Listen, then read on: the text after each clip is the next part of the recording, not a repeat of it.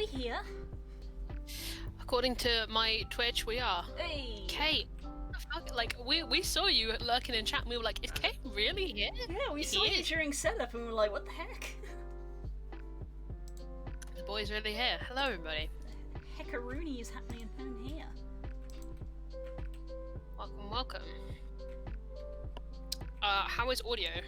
People who are early. Yes, always good to get it. My Twitch is having 25 minutes already, so I can't check it. Ooh, good time for the immersion to start whistling. Good timing. We can't hear it, so it's fine. Very good gift choice. Again, it's like this happens every week. You look, you have a GIF in mind, you look for it, you can't find it, so you pick another one. Yet the one that you pick is perfect. So I'm like, what was the one you were thinking of? Because this one is so good. I will never disclose. I will never disclose the lesser gifts I was looking for. Lesser gift. Is that the new Final Fantasy enemy? Lesser gift. Yes, that's on the treasure roulette wheel. Instead of lesser summon, it's lesser gift. Oh god. Yep, I can tell it's stream start because I've just got about 85 notifications on my phone. It's like, hey, Twitch, Twitter. It is time, yeah. I quickly learned after a while, I was like, I guess most streamers probably actually turn off Twitch notifications, because that is a lot that comes through constantly. Yeah. Scooch chair forward. Scooch. Do you know, I keep going back and forth on what I'm going to do today. Mm-hmm. Because I keep thinking like, oh, what am I going to write? But then I remember that yesterday I was like, it's fine, I'm going to make maps tomorrow. Map time. So my brain believes both of these things simultaneously. And I'm like, no, you need to make a choice. We're either making maps or writing, bud. Which one are we doing? It is true. If I was kind to myself, I'd make maps. Is what I should do. Is what I should do. Let's move my keyboard slightly further away so I have more space on my tablet. There we go. Because I feel like the bad... Okay, this will be interesting since I'm going to be drawing with the gloves on, which I have not yet done. Oh. Because these are new. Yeah. So we'll see how it goes with regards to the feel of the pen and also tablet. See how mine goes because I fucked my wrist up today. Backpack. Lifted a backpack at a weird angle that was very, very heavy. Bent my wrist on the back. Wished good. Nope. Hello, everybody. Welcome to Art Stream. An art stream that's more or less on time, which is pretty good in time for us. Bling. There's the notification. Hey. Thank you for the host, Frog. Yeah, that means Frog's here. How to tell the frog has arrived. Has the host gone through? I'm not feeling brave. Okay. I did my setup for writing and then I was like, I'm gonna make maps. It's like, oh, what? Which means I don't have to do warm up. Yes. The fact that I don't have to do warm up if I make maps does skew it slightly in that direction.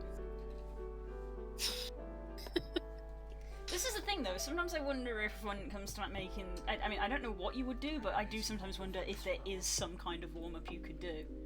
I do warm up if... But usually unintentionally I do warm up if I'm doing maps by hand.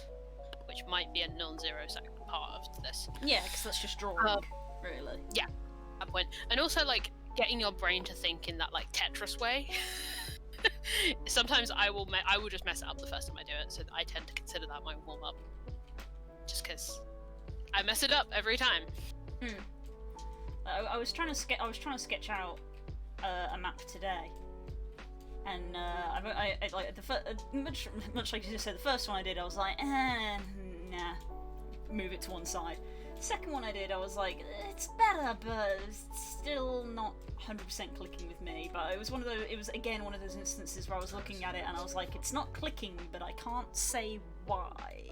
Oh, really? Yeah, I will often default to just making a very specific, like, I'll always start with the same thing. I'll start with a rectangle that I'll put a corridor off of. Like, no matter what, whether it's an outside or an inside map, I will always start there, and that's so uninteresting.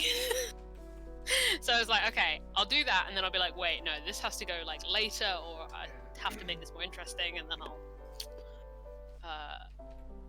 reconfigure. My brain always thinks in Tetris way. It's in my blood. I know, but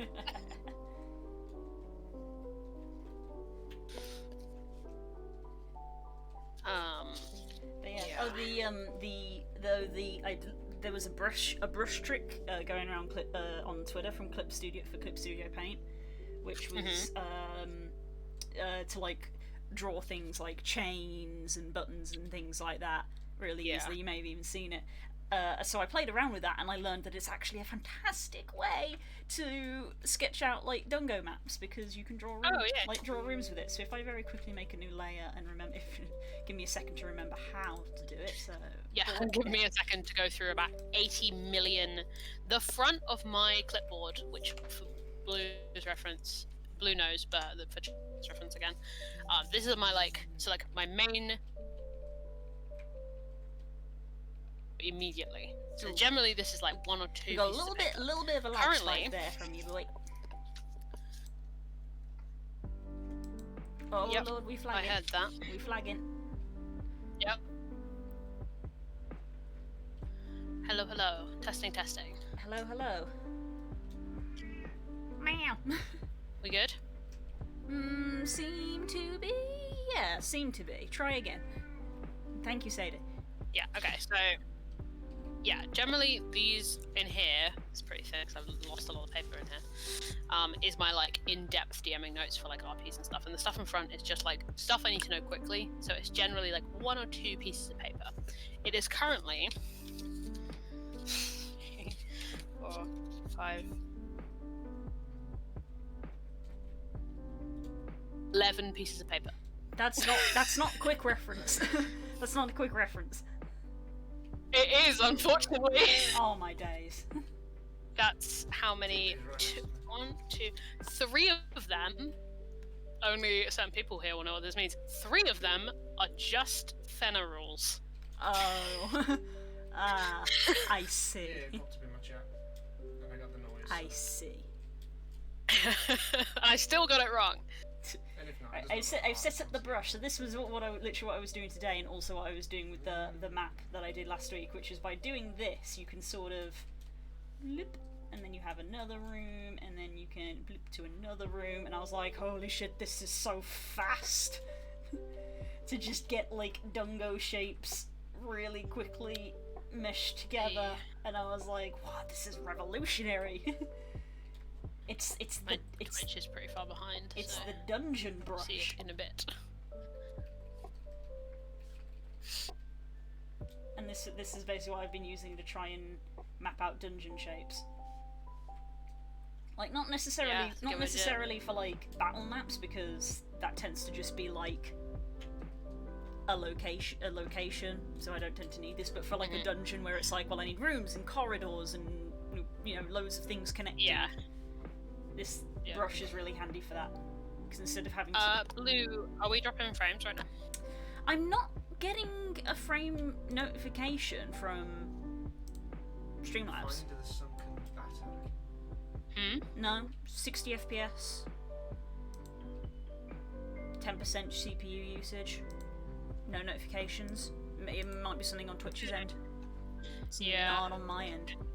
Everyone's saying issues, so it probably is Twitch's end. It's going to be something Twitch's end in that case. I wonder why mine kept lagging, but I just assumed it was my internet. Wait, I was doing shit. How did you do that? It's cool, isn't it? It's no, I got no notifications for dropped frames on my end. Nope. Which means it's Twitch's end, basically. There's nothing we can do. Stream quality is good. 60 FPS. Dunno.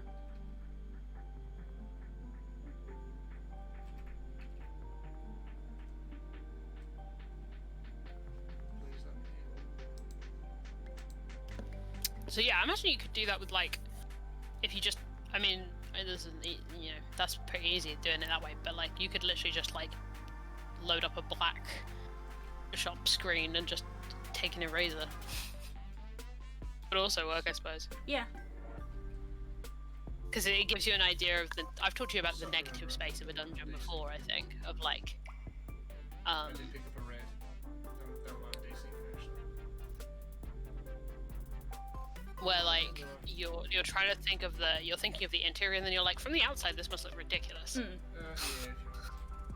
Yeah, I think this helps with that because it makes you because the eraser works, but it like because it's got the two-tone thing. It's like I've got the grey, which is the clearly defined outside, the black line of the wall, and the white of the interior, sort of nice and clearly defined.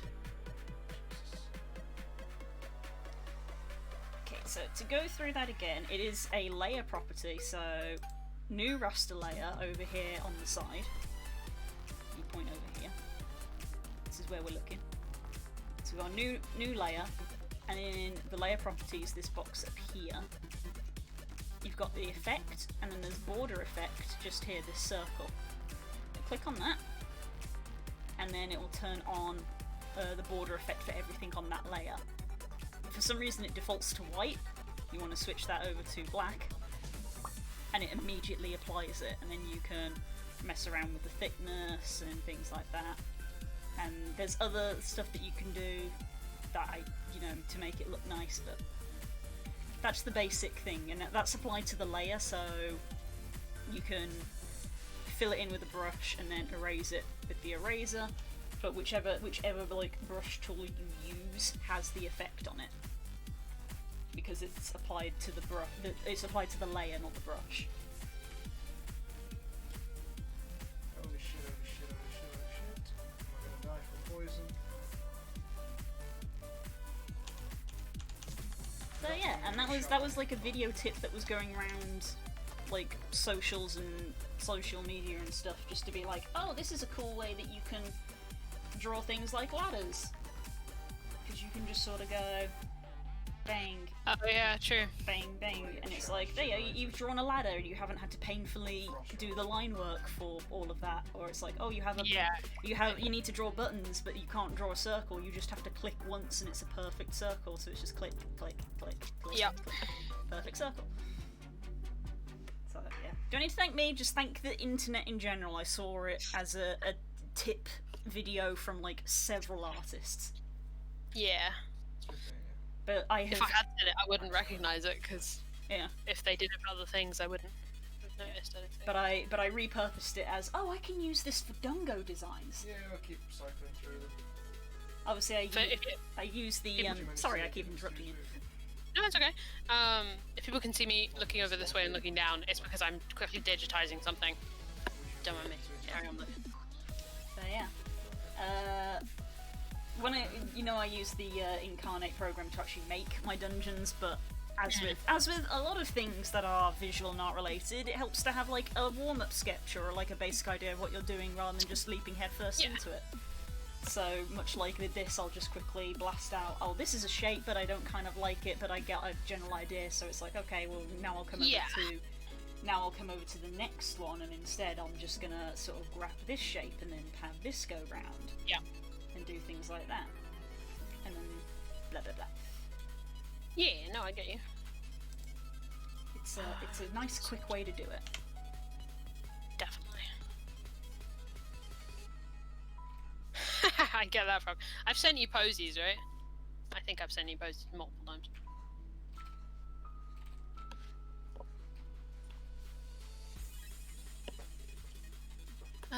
Okay. This is always the annoying part when I've done like a vague outline sketch and then I have to put it into... Like, it's almost more annoying, as much as it's simpler to do this, so have a sketch, build a map on top of it. Mm-hmm. I almost prefer doing it entirely from nothing because trying to make... Because there are things, obviously, you can draw. that I'm then like, well, I don't know if I have the assets for that. Whereas if I'm building it around the assets, I know I have them. Ah. See, when I see with me, because I use this kind of thing as a program now. I mean, sort of even when I used to do it in my homebrew game, because in my homebrew game I would generally theatre of the mind it a lot. Yeah. But also I was just generally drawing on paper. I've never like, I didn't have to. I never made digital maps for like homebrew before I had Incarnate. I've only ever used Incarnate. Yeah. So when I was just drawing on paper, I just drew what I needed. But when I'm making maps for Incarnate, the sketch is mainly for the shape of the dungeon. Yeah. And then when I'm filling it in with stuff, I'll go through the assets and see what kind of stuff I can finagle together. That might be an idea actually, because this map in particular, I'm particularly daunted by. So it might be an idea to do the shell of it in something like Incarnate, and then detail it in Photoshop. Because then you can export it and then just detail it yourself. That might be an idea. Plus, Incarnate has the grid, which is very useful. Yeah, that was the other thing. That was the thing I was about to say. Is that that's the problem I have digitizing maps from sketches, because I have an idea of how this is all scaled.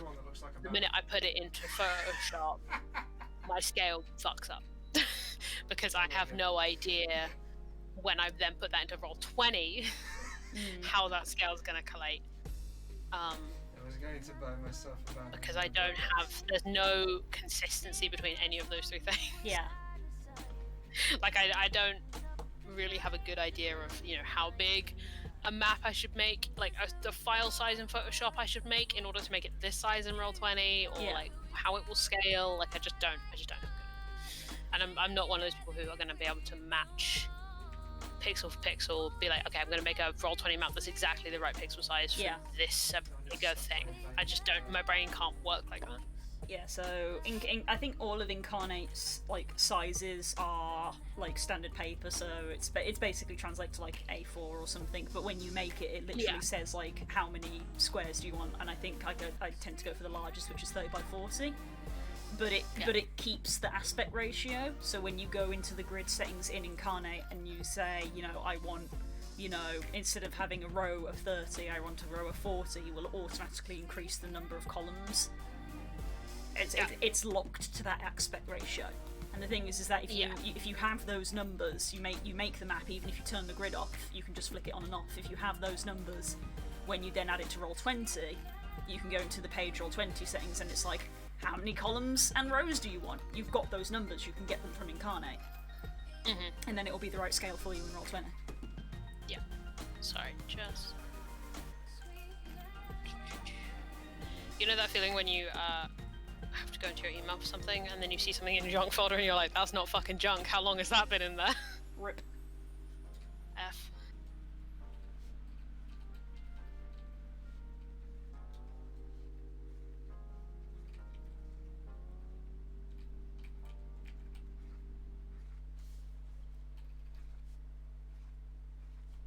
Only came in today. Okay. Whew, okay, everything's fine. It's not necessarily the alignment, because I know about the aligning tools in Roll20, it's more about the size. They're and also, the scale. yeah, they're also useless. The aligning skills, because I don't know, like, for me, if I do align to grid, which is what they always tell you to do, right? Like, it just either zooms the map in to the point where half of it's not on the map anymore, or changes the scale in a way that doesn't make any sense. Yeah. And also, grabbing that square tool to make it exactly right is almost impossible. It always skews it one way or another. Problem is that it is, I think the root of the problem is that it is purely for aligning, but it doesn't change the size of like the Roll20 page. So if you have a thing that is 30 by 40 and Roll20 defaults to, you know, 15 by 20, even if you select the 3x3 grid, the size of the Roll20 page is still 15x20, so then it cuts off the sides. So you have to get the size right first, but that's hard to do when the grid isn't aligned.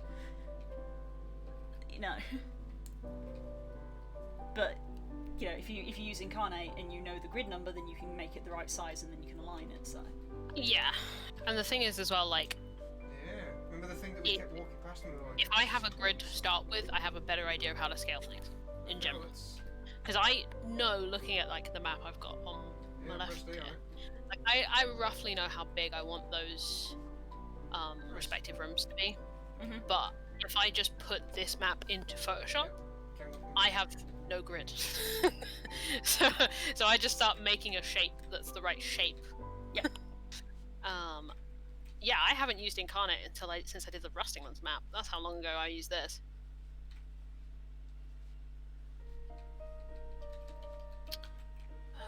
So I've been using the premium version, so I may have things that you don't. Yes. But I just need it essentially for walls at the moment.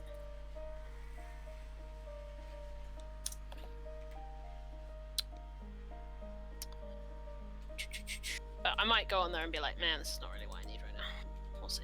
Yeah, Because if I seem to remember, I used to use Incarnate mostly for world maps, which is... Yeah. It literally has, like, the different modes of, like, you know, pick this mode to make a world map, or pick this mode to make an actual battle map. Yes. Literally just in that. They've changed this a lot since I used this. Oh, it's been updated all the time. Yeah. The last time I used this, it was literally like, it took you straight into the thing, and it's like, create landmass. Okay, I'm just gonna go and find the TP because I'm kind of doing that. What do I need? This one. Alternatively, this one. So, what are you going for? Are you going for a watercolor battle map, fantasy battle map? Because I've just picked fantasy battle map. Okay. You do not have to join me in this adventure. You carry on with what you're doing. Okay, I'm okay to help just because I know I can sort of offer. Yeah, I can offer advice. I do have a background in Incarnate. I've used it before. Okay. So I'll pick it up pretty quick. Yeah, you know how the landmass, like they have that tool in dungeon mode as well, but it's obviously Pretty useful sure Nick because was one that's, you call it landmass, you can use it to draw like tunnels and things. It kind of works like the brush that I've just shown. There we go. It kind of works like that. Yeah, it makes an indent essentially. Yeah, but it keeps it. Why do Phil's talk fill up the entire screen? Because you haven't closed one of your lines.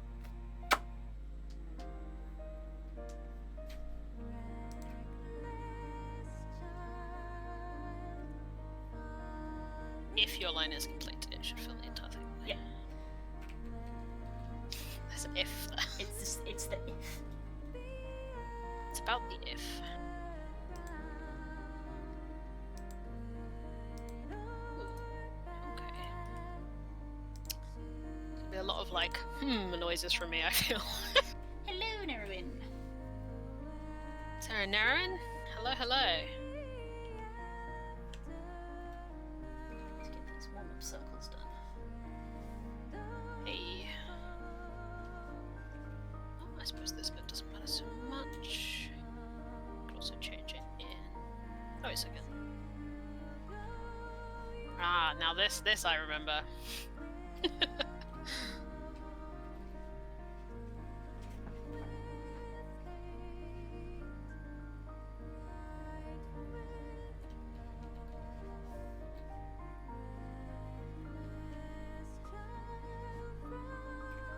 Yeah.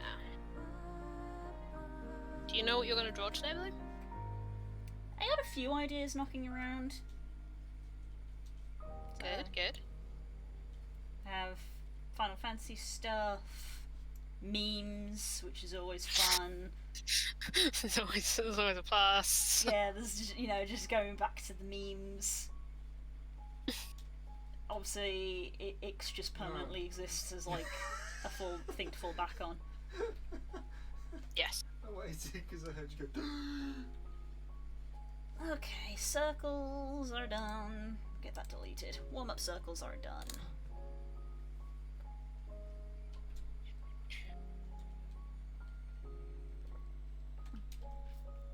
It worked.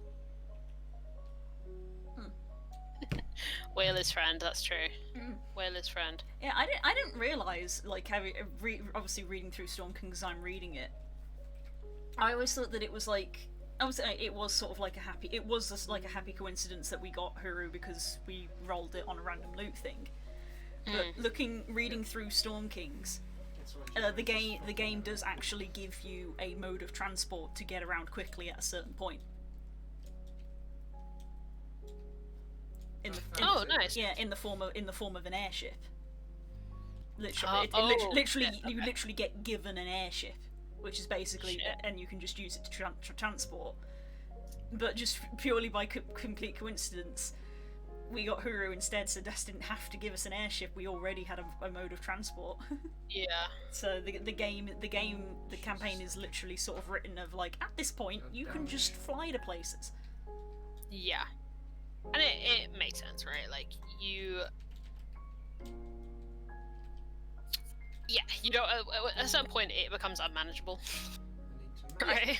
I think all D&D campaigns reach a certain power level where it's like the stuff you're dealing with is so big, we can't be faffing around with the noodly bits of frickin' walking there.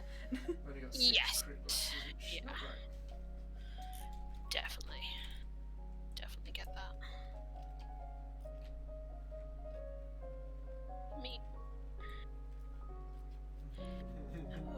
What do I? It was bugging Oh, me. that one. I don't remember. I know it's something that makes shit harder. Has Twitch calmed down yet, by the way, guys? Oh, is this Yes, the thing where you it tell gives us. the void?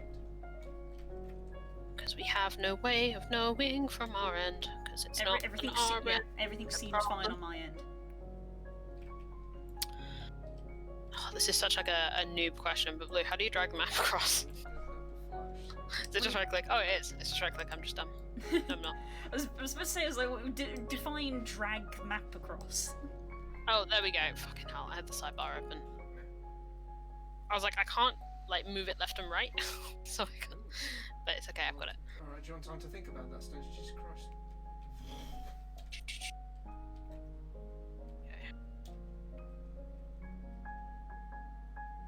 God, I said I knew what I was going to do in terms of scale, but I lied. Now that I'm actually having to think about it, I have no idea. My brain quite often just works in D&D defaults now, rather than actual real life comparison. So it's like this corridor is either going to be 1 square ride or 2 square rides, and that's sort of it, because you just don't get 3 square ride corridors. At that point, it's a room, because that's 15 feet.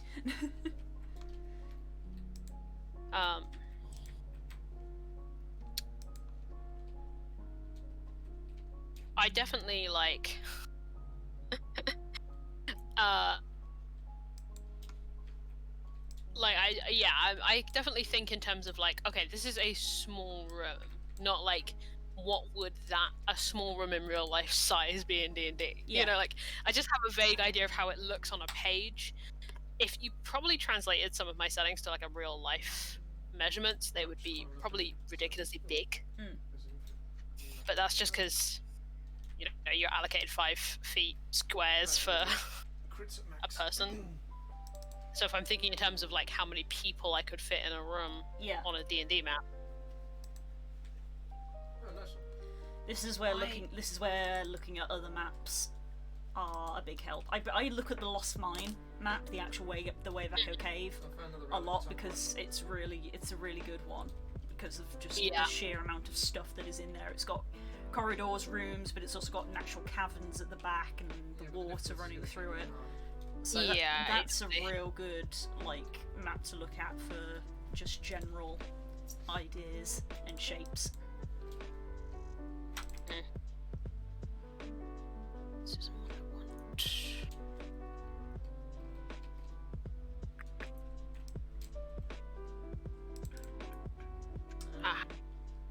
You don't have any reds. I'm learning how this works. Slowly but surely. Yeah, I'm still learning how it works. Yeah, open this up. Let me open this up. Some of my Dungo sketches. I don't mind showing you guys.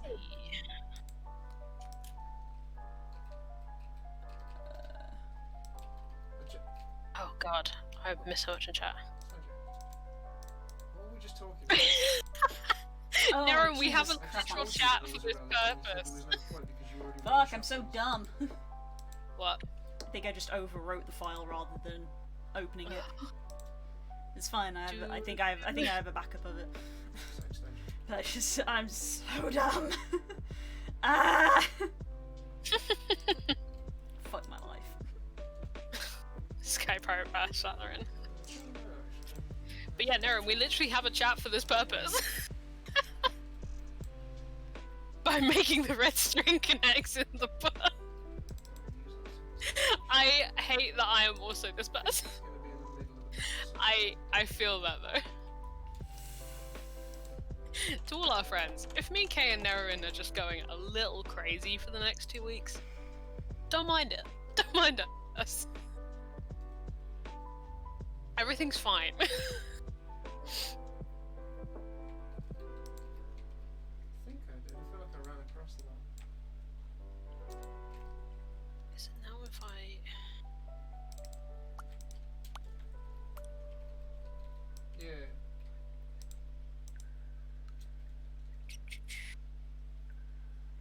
Yes, let's see.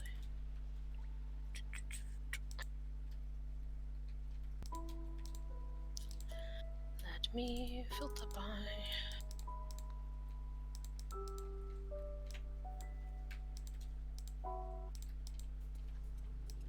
I could always do that in Photoshop. Yeah, Johnny Yellow. Oh, fuck. What? Yeah. Yeah, no, I accidentally overwrote that and I freaking lost it. Ah, well. Can't be helped. Shit, well, I have Done this. it I now. have this one, but this is the one that's been done. Yeah. So, great. Yeah, I accidentally clicked. I thought I clicked open, but I clicked save instead. So I accidentally saved over it. Yeah. So now it's just a blank. Now it's just a blank file. Shit. Yes. What is that? Well, I guess I might do this then because I need to now catch up the work that I accidentally deleted. Ugh. And that's the stream. Yes. Also, annoyingly, I quickly googled. I was like, "Can I roll back files in Windows 10?" And it's like, "Oh, there's a previous versions thing in Windows if you click on properties." So I was like, "Cool, properties, previous versions," and it's empty. And I'm like, so that just doesn't work. Clearly, What's the point? clearly that doesn't work. There we can go.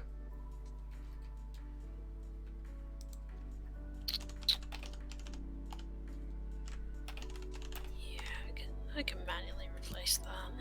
It's annoying, but I can. Oh, no, just click that. It is frustrating, but it can be done.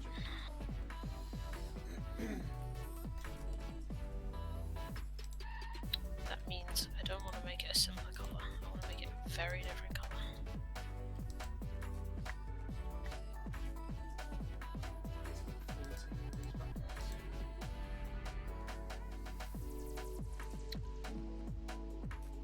Wait.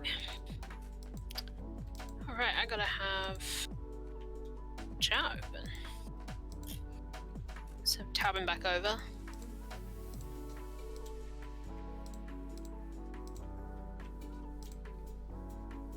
Let's see. Obviously it's got moving lids. Yes.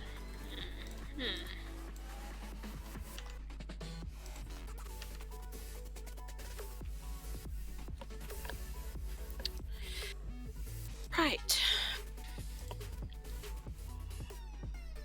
I'm trying to think what we can talk about. Because I haven't spoken to you like all week, but at the same time, my brain's like, speech. Yeah, How do? I get you. It's kind of been a bit like that for me, like all day. Yeah, I definitely feel that today. Slightly fuzzy. Yeah, I definitely feel that today.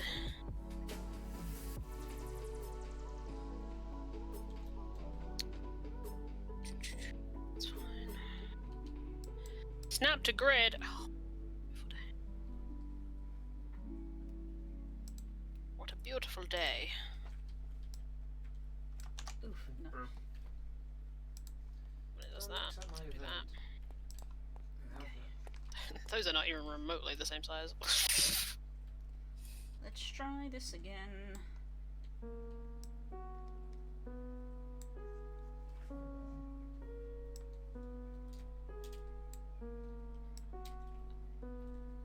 What the fuck? Why? There we go, Jesus. For whatever reason, it's just determined to go over to the side of my screen. Okay. You...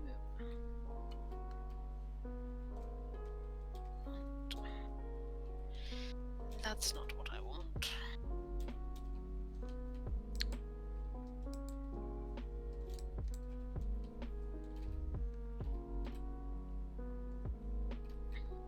Good to go.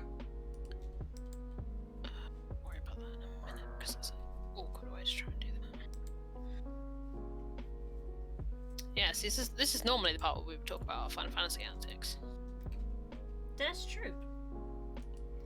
So what have you been up to? You guys spent a long time in that channel the other day.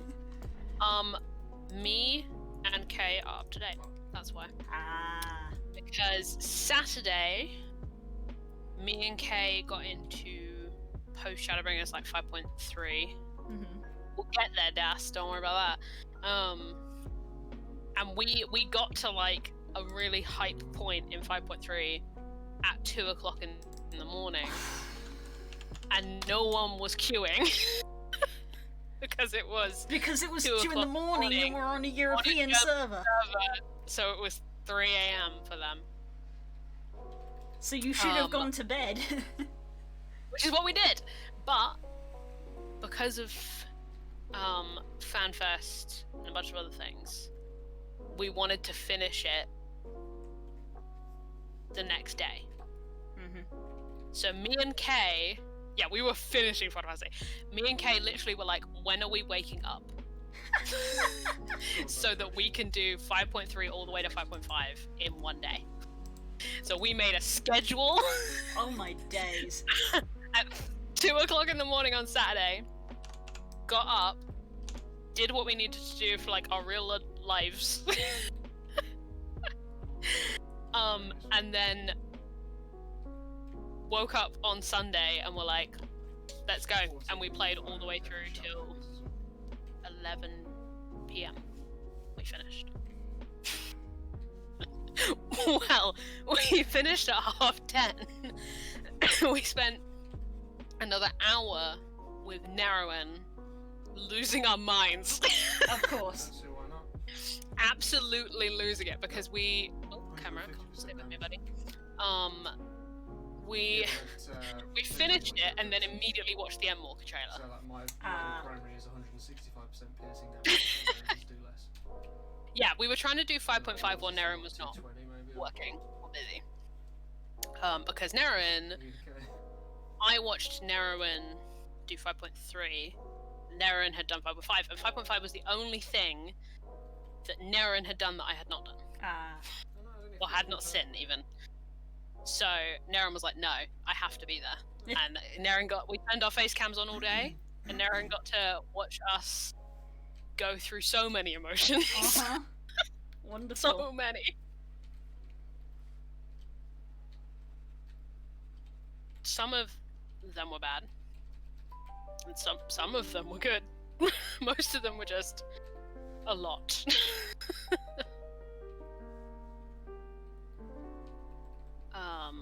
Yeah, I'm so excited. I'm so glad that there's a patch in 2 weeks, because I think if there was like, okay, now wait till November, I think I would go feral. I think that would be the end of me. I mean, it's gonna be a little bit like that, because eventually you're gonna finish that patch, and then you're gonna have to wait till November. Correct, yes. But yeah, it's really weird. I can't explain to you, for those of you who are not there, how weird it is to log into Final Fantasy, and in the top left where the main thing is, it just says to be continued. Oh wow. That's all it says. That is pretty wild. Next Tuesday is the last one till November, yeah. The great unknown. It's gonna be so bad. Everything's fine. How's your Final Fantasy experience? Good. I haven't advanced main story for a while because I got sucked up into there's an event going on, so it's like, hey babe, Oh, time yeah, to run Castrum that's how 5 it million goes. times. I've already gotten one wolf. Wake up. I'm gonna go run Castrum again. Yes, dear. I've already gotten one wolf. And I technically already have one, so I only have one more wolf to get. That's right. I didn't hear what you said there. I didn't hear what you said there. Oops. What's happening? He gets the purple dimension. It said, I've already gotten one wolf, and I already had one from the last event, so I only have one more wolf to get already. Hey. Oh, is there any? Three? There's 3 there's wolves, 6. and then there's that really cursed head mount, which I kind of don't want. No, one. Yeah. Because it's so cursed. Yeah. Jesus. No, I feel that. Because unlike World of Warcraft, where I am a horrendous mount farmer because there are mounts for collecting mounts, so it's like get every mount you can. Final Fantasy doesn't appear to have that, so I can just get Well, it mounts. does in a micro scale, not in a macro scale. It has the, like, collect the 7 horses to get the Kirin. WoW also does that. It has a thing where it's like collect these 10 dragons to get another dragon, but it also has just a flat get 100 mounts, get 200 mounts, get 300 mounts, get 400 mounts. So, when the mount I want is the get 400 mounts thing, you have to get every mount you can. But Final Fantasy didn't do that, so I'm not as frantic. Yeah. So when I see a mount that I don't like, I can just not get it. Dream. Yeah, I'm definitely like, if the mount isn't cute or interesting to me, then I'm not getting it. Like I don't have the like completionist urge about mounts in Final Fantasy. Nah. On a small scale, yes, like with all the horses and things. Yeah, I still like mounts, but yeah, I don't have that itch of like I just have to get as many as physically possible that WoW put in me, because the game just doesn't do it. So it is literally like, well, I want to get this mount because it looks cool, and there's a lot of cool mounts, don't get me wrong. So I still want to get a bunch of them. But it's not as rabid. Yeah, I definitely feel that. Most of my like completionist tendencies, as much as they are in Final Fantasy, manifest in like content. It's like I want to, you guys have sent me level 4 classes to 80 because I'm like, but if I do all the role quests, there's another quest which has lore. So I'll go to crazy lengths for lore stuff, but not so much for collectibles in a weird way. If it's got a good story, I'll do it. It's my philosophy in video games, and apparently within video games. I'm gonna, as I think it kind of is useful, but I'm not gonna use it for this particular instance because I'm having to fight my instinct of what I want to do, and I find that fascinating. You could just export blank grid, so you've got a grid to work from in Photoshop. Actually, yeah, that's a good idea. Just put blank grid with a texture on it. That's actually a good idea. Just the right size, anyway. No, not incarnate, but it wasn't wrong.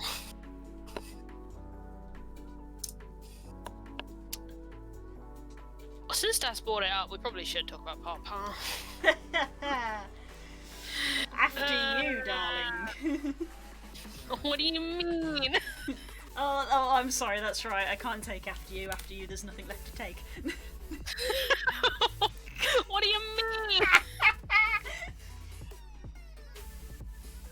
I don't know what you're talking about. Do you know what? It's so funny. You know, I told you last week that like,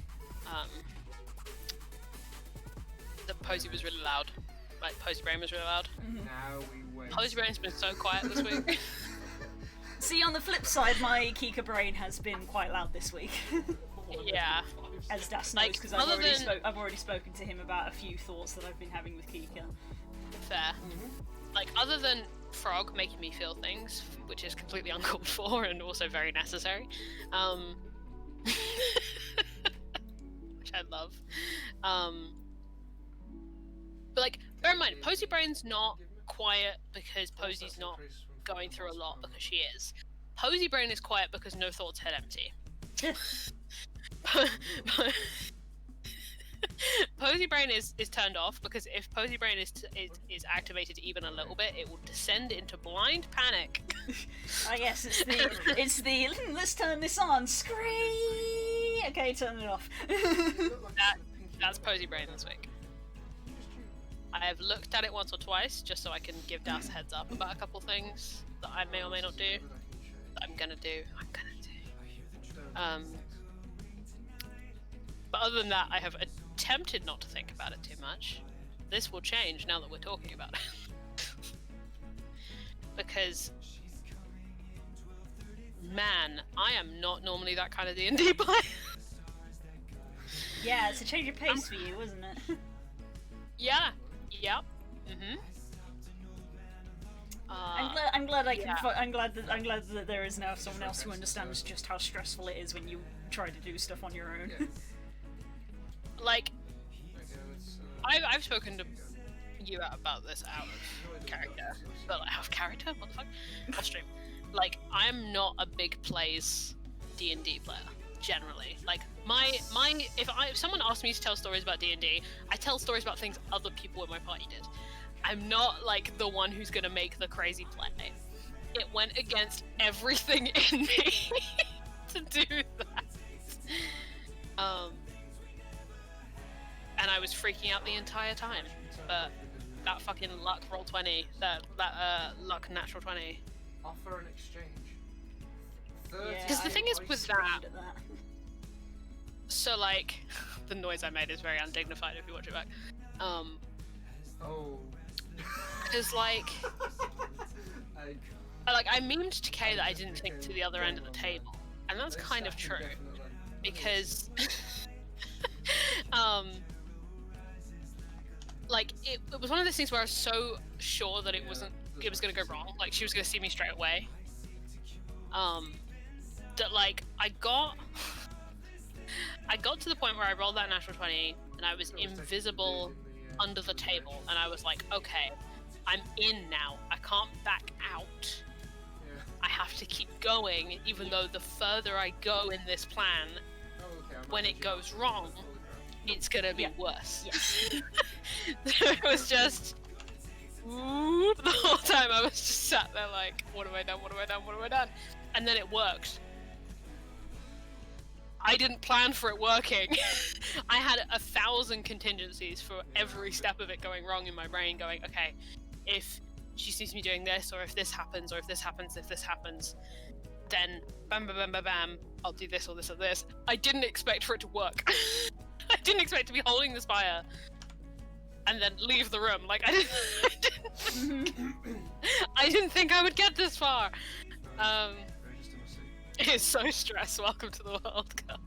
I'm not completely with it. Yeah, it was a lot. It was a lot. And you all helped me out a lot. Well, we got an enemy for this one, so it was such a confluence of good plans that were made independently of each other. Like Kay calling in reinforcements, probably saved us, because the thing is, like, it's one of those things. My plan didn't account for A, if it worked, but B, what happened when it works. Because my thought was just get the spire out of here.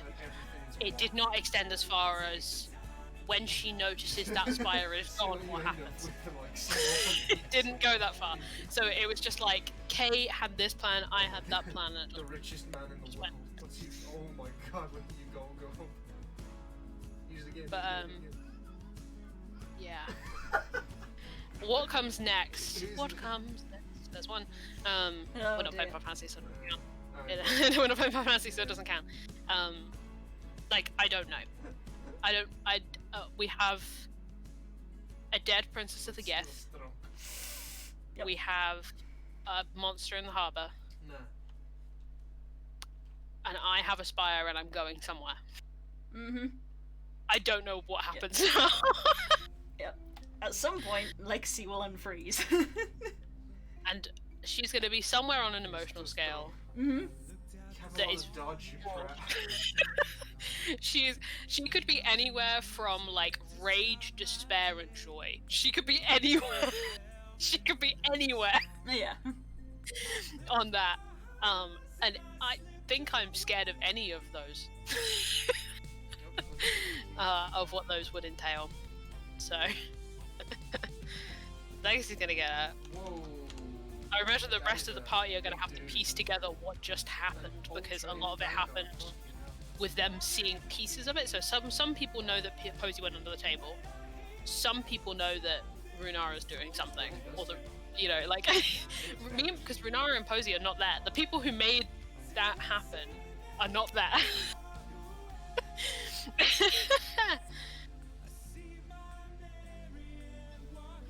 We made a mess and ran away. Is what we did. Yep. Oh yeah. Because you had a beating heart, so you're still alive. That's a whole mess. That's a whole mess of its own. D&D. D&D.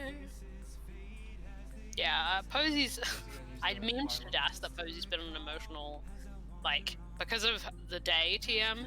She's just like in a weird, like, emotional zone where so much has happened that she just does shit. Like, you know when you've had a really emotional day and you just clock out mentally? Yeah.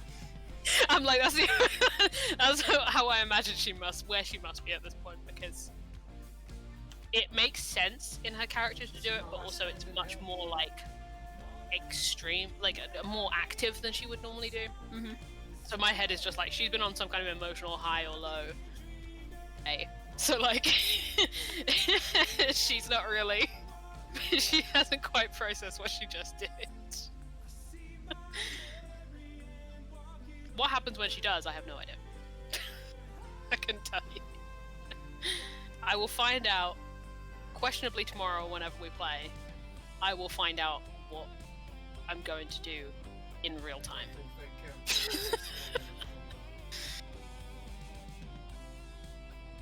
I'm interested what you have thoughts about Kika there. Well, as I said sort of at the end of the session, I was really conflicted, like, in myself, because it was one of those instances of, like, I know what my character would do, I don't want them to do it. I'm very familiar with that feeling. Yeah. Yeah, I mean, let's be real, I put so much of myself in my characters that generally that problem doesn't often occur to me. Quite generally, it is like, you know, especially when it's like simple, you know, like quote unquote the simple things of like, oh, I don't like this person. My character also doesn't like this person. Good, we are in accord. Splat. Good, carry on. But yeah, I was very much, you know, with the whole the agreement of the group, as we were all sort of like on camera, silently shaking our heads of like, we cannot give the spire away. Clearly, we cannot give. Oh, the spire we did away. talk about this a little bit, me and you, didn't we? Yeah, it was mentioned a little bit at the end. So I did not want to give the spire away, but obviously Kika was very firmly on Sildar's side of wanting to get someone back. And I think she knew that, she could tell from the group that the others didn't want to. Yeah. So she kind of didn't speak up, because there was there was the anxiety of speaking out loud on something really important, and also disagreeing with everybody, which is not a thing that she likes or has kind of ever really done either. Yeah. Especially with her friends, like, you know, when it came to the GIF itself, she was able to kind of like sort of block it a little bit of like, this person is being unreasonable. Just straight, you are just being unreasonable at this point. But when it came to her friend, she was like, conflict with her friends is not something she's ever really kind of done. So there was that sort of like, she didn't. I didn't say much, but it was going to be one of those things where it was more her body language was implying her distress. New favourite character. Yeah, definitely. Interesting that we had a similar problem, quote unquote, but we addressed it almost opposite ways.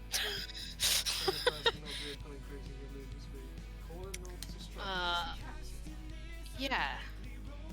It was tough because the more I think about it, the more crazy it is. Because in doing what I did in stealing the spire and taking it away from the thing, assuming that it would all work out the way I think it would, right? Like where it would prevent that deal happening, which it probably wouldn't. I am potentially contributing to either the more permanent capture or potentially the death of my own character. And that character's family.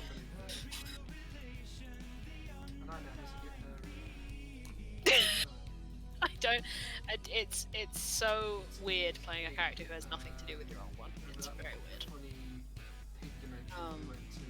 And yeah, it is. I think that was the tough thing about, because I think we were like out of character, having these weird layered discussions where it's like, okay, this is stupid and we shouldn't do this because this would be bad.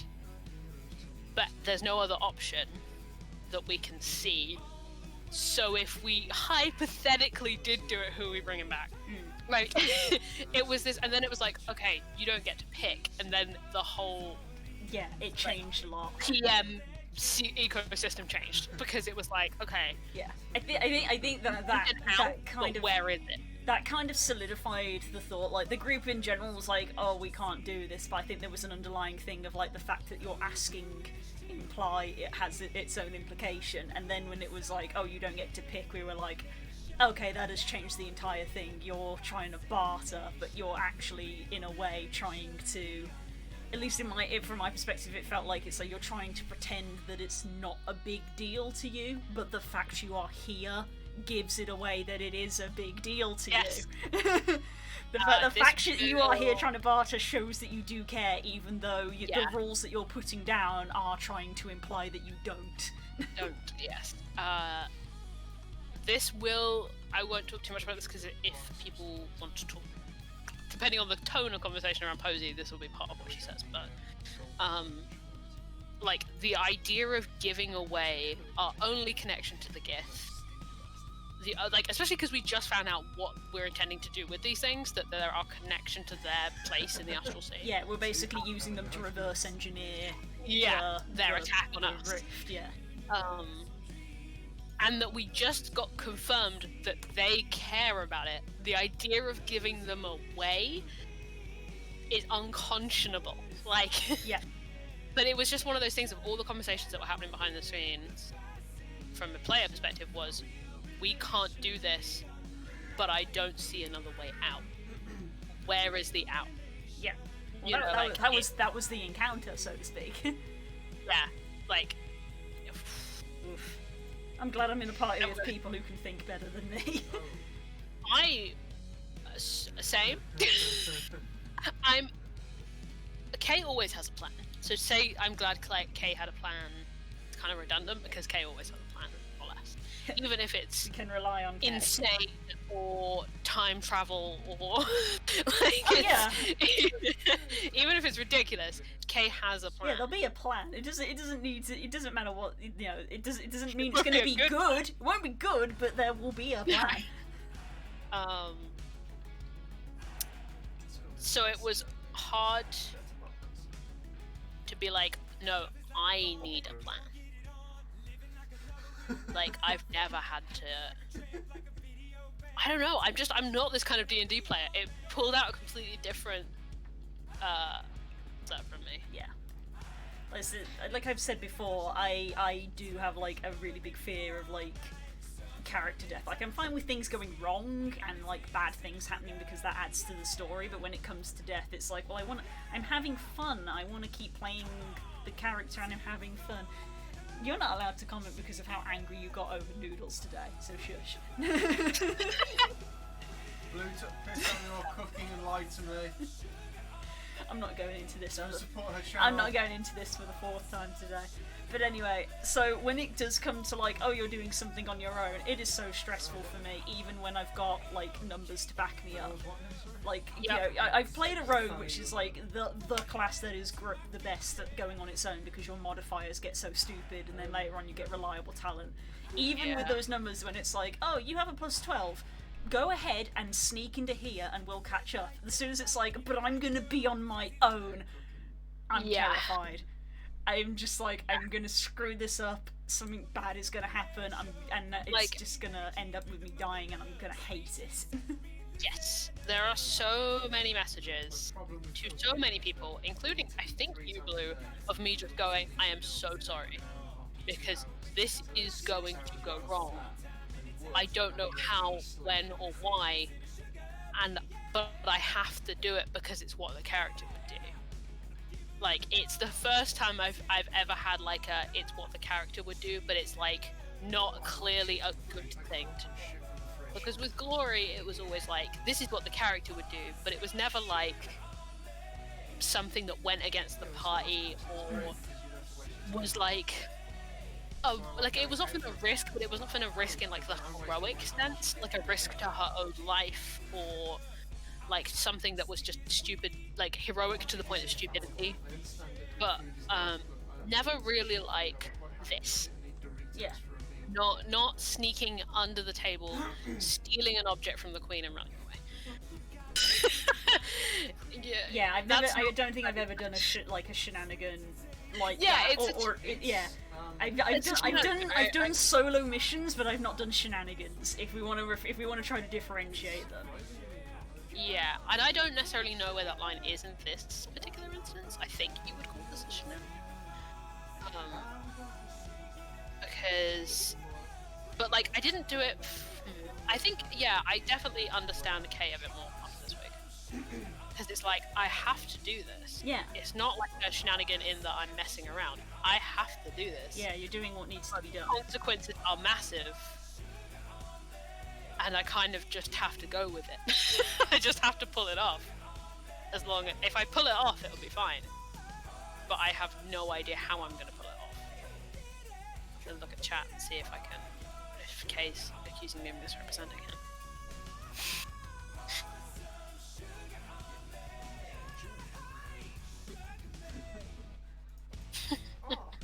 Yeah, like Glory rushing into burning buildings. Like that's the thing of like, it's what my character would do, but like, who the fuck's gonna have a problem with that?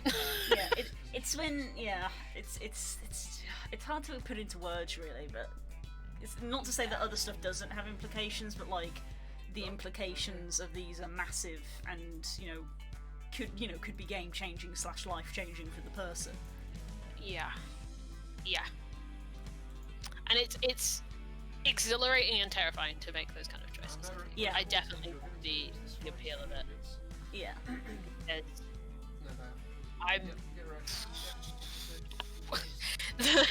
That's the thing. I think my emotional.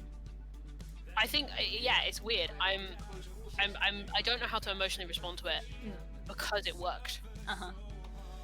If it had gone wrong, I think I was so emotionally ready for that to go wrong that I almost would have been more prepared to react to that. I was like, if it goes to combat, it goes to combat. If it's like I have to make an escape, I will make an escape. Like I have 1,000 different when this goes wrong. But now it's like, okay, now that I've done it, I have to deal with just like the consequences of having done this particular thing, but also the party in general, because even though, I think this is probably what you were touching on, even though out of character we were all kind of in agreement, in character it's messy, because it's some of Kika's family, it's some of Widdick's family, we gave up the chance of rescuing some of those family members. And the reason why it's messy for what I did is because I took that choice away. Like that's what I think I was talking to Das about this. Of like, I don't know what the morality of this is. I couldn't tell you. Because it's messy. It's messy. Gray, it's the good shit. It's the good shit though. Oh yeah, it is the good stuff. Yeah. Don't misunderstand it. We live for the shit. Yeah. I mean, another comparison that I can make, because I mean, like, obviously I've made the Delmara comparison, but that's, it's like, oh, it's a rogue, of course you're gonna stealth off on your own. It was still stressful, but I think the most recent one that was like major stressful for me was when, as Ariash, I had to go on board the pirate ship and like sever the tether at the back of the ship that I told you about. Yeah. And that was like, quote unquote, planned. Like an NPC had approached me and said, "We need you to do this. You know, don't tell the rest of the party because they'll try to stop you doing it." And my character just sort of went, "Okay, yeah, I agree with you on that." And then it was just the thought of like, "Okay, I'll do it." And then when it came to actually rolling the dice and doing it, and AJ was like, "Okay, it's your turn," and I'm like, "Okay, I'm gonna go board the ship, and I'm gonna, you know." Isn't it hilarious how you have like the broad strokes of what you want to do, but the actual like mechanics of how the fuck you're going to achieve those things completely leaves you? Well, that's the thing. When it happened, like we were going through initiative, we had the fight, and you know my turn would come along, and I'd be like, I do this and do this. After the session had finished, AJ turned to me and said, "I've never seen you fall apart like that," and I'm like, I do not deal with stress well. I do not deal with stress well at all. I felt so much pressure to do that. It was just, oh my days. It's like for some reason it's like it was in combat. It's almost simple because it's like, you know, are we, you know, to fight the person or defend this thing or something like that. But when it's like you've got a specific thing of like, you know, I'm trying to steal this object, I'm trying to get to the back of the ship and cut this rope without being found and killed because I'm on my own. That's the thing as well, is when you're doing it without the party's knowledge, consent, or involvement. Yeah. Like that's, I think that's the line between mission that is stealthy or something like that and shenanigans. Shenanigans is you are doing this either without the knowledge of the party or the consent of the party, and you are on your own if you fuck it up. Yeah, I think that's where the fear factor comes in D&D being such a group-based game. Obviously, when you're doing stuff, you like having the group to rely on. That's why we don't split the party. Yeah. So the moment you're like, well, I have to go do something on my own, you're immediately removing that and immediately amplifying the danger of everything. Because again, D&D's action economy, so the moment you give or take additional actions, you're like quadrupling the danger. Yeah, the moment you get an additional action or an enemy gets an additional action, it stacks so heavily. Yeah, that's part of the fear of being alone. Stress. Yeah, it's like, you know, two guards versus 2 players is no big deal, but the moment it's 2 guards versus 1 player, it's like, oh fuck. It stacks so quickly. Suddenly gone in their favour, yeah. It stacks so quickly. That's why, you know, Death Spiral in big fights. Death spirals are real in D&D. It's like, you know, one person goes down and it gets harder and harder and harder, and the more people that go down, the more likely it is that more people are going to go down. Yeah. This was not going to end well regardless. I totally agree with... Actually, I'm going to read that whole comment out. I was overthinking about it. It's a catch-22 situation. Either makes it worse for me. Either way, the situation was a sheer power play by the gift to get control. It was not going to go good no matter what. 100%. 100%. We were damned if we did, and we damned if we didn't. Yeah. So and I think that prompted a lot of just nonsense from us, because it was like peak king, peak K. Yeah. Honestly, yeah. What you gonna do? What you gonna do? What you gonna do? What you gonna do now? Like, that's a meme. That's a Hades Town meme. But for legit, because that's what I said to Das literally after we turned the stream off, was like, you can tell there's a good session because it got us thinking way out the box. Yeah. We were planning crazy shit because there was like, it was like we were literally up against a wall, and it was like, okay, what do you do? So we had to do something. Yeah, that was the thing.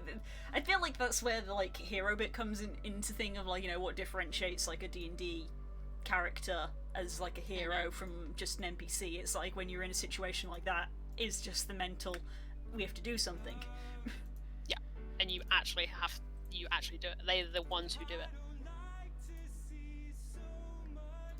Not that Posey would be a fan of this comparison. No. Again, don't do well under pressure. Brain no worky good. Yeah, and like, I think, you know, 99.9% of the time, that is exactly the kind of RP where I'd be completely quiet the whole time. Because I would not know how to deal with that. I would leave it to the kings of this world. Yes, well, that's why I was quite quiet for most of it, as I said. Yeah. but I just like she was like, I mean Posey was just like, this is what we have to do, and I was like, okay. And because I so rarely do shit like that, I kind of was like, okay, well I have to lean into it, because if I'm gonna do it, I'm gonna do it now. Basically. Posey, like I've considered going rogues levels for Posey. Like, if I'm gonna do it, I'm gonna do it as Posey. I'm not gonna do it as anyone else.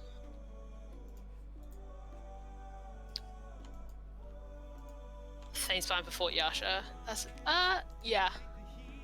Again, not quite shenanigans because it was a party plan. But it was a ridiculous plan. And it fucking worked. Yeah, that's just a silly plan. It's not necessarily a shenanigan. But it is, I would agree, the closest thing Clayton has to a shenanigan. I was reminded of other things. Lo was probably thinking about a lot of things, I imagine.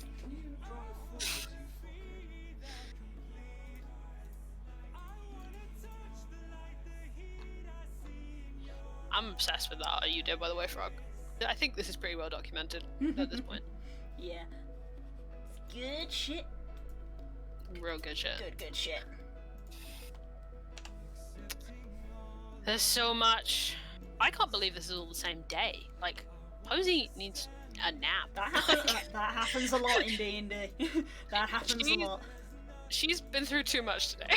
You take a step back and go, it's the same day. The endless We day. woke up this morning and dealt with this shit, and then we got here in the afternoon, and then we dealt with this shit. From Posey's perspective, she lost her Definitely Not Evil book this morning. Oh no, sorry. Her Definitely Not Evil book was stolen from her this morning. Mm-hmm. They found a cursed desk in their room, which contained a bunch of fairy tale shit, and then nearly exploded. They had to summon an archfey who had an extensive conversation with her about said evil book. And then we left, went to Neverwinter, was confronted by the Princess of the Gith, at which point Posey went invisible, stole the Spire of Vlaakith from the Queen, and then teleported away. Yep. And those events were sequential. Yep. And it's barely the afternoon. Yeah.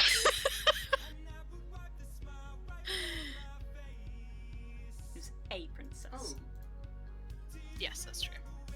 they're bringing it in where my sniper was. No, that's not gonna do a lot of it. Hey, took a little damage, but not to say it was bad. Fuck. I don't. I did a thing for this map where I was like, I vaguely know what this section looks like, so if I build this section up, I can then just build off of it. But it doesn't make any sense now. Now that I'm looking at it, I'm like, wait, could anything build off of that?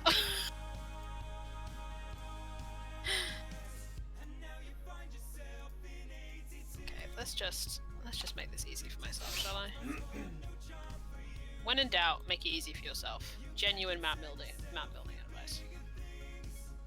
If you have the option to make it easier, make it easier. Oh, they actually have a small tank there. Like.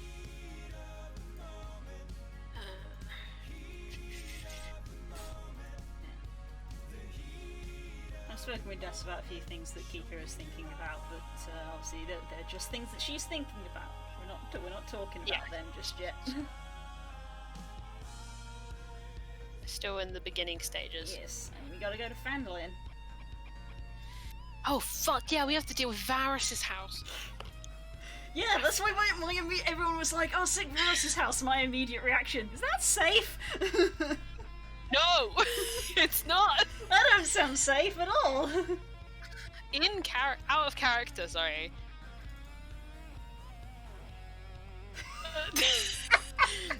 We did not do this. Because I can only Varys isn't your typical like mad kooky mage, but he is, okay, fight me on this, a paranoid competitive wizard. Which I can only imagine A, what he has in that house, and B, how he stores it. Because even though it's his family's house in theory, we don't know. It's a collective house. He has some crazy wizard shit in there, and he's an archmage. Like, he will do crazy shit to protect that. Like, imagine Kay having all his secrets, and we were like, design a dungeon that protected those secrets. Yeah, I'm glad we haven't got anybody who is kind of like, you know, kleptomaniac-y, because I feel like in the party, if you know, they're given the solid warning of, hey, don't steal this, we'll listen to them and not steal the thing. Whereas in some groups, it's some people go like, cool, don't steal this thing, I steal the thing. Yeah, Stole the universal carrier. yeah, I think that's mostly true, yeah. Yeah. Especially my in code. this context. Yeah, you know, Yeah, so even one of if those all things. evidence to the contrary, Yeah. Posey will not be stealing stuff from that house, unless she really feels like she has to. I mean, Kika has been there before. Yeah, Obviously, she's and- been there, but she's been there with family and with Varys there, so presumably everything has been disabled if there is stuff there.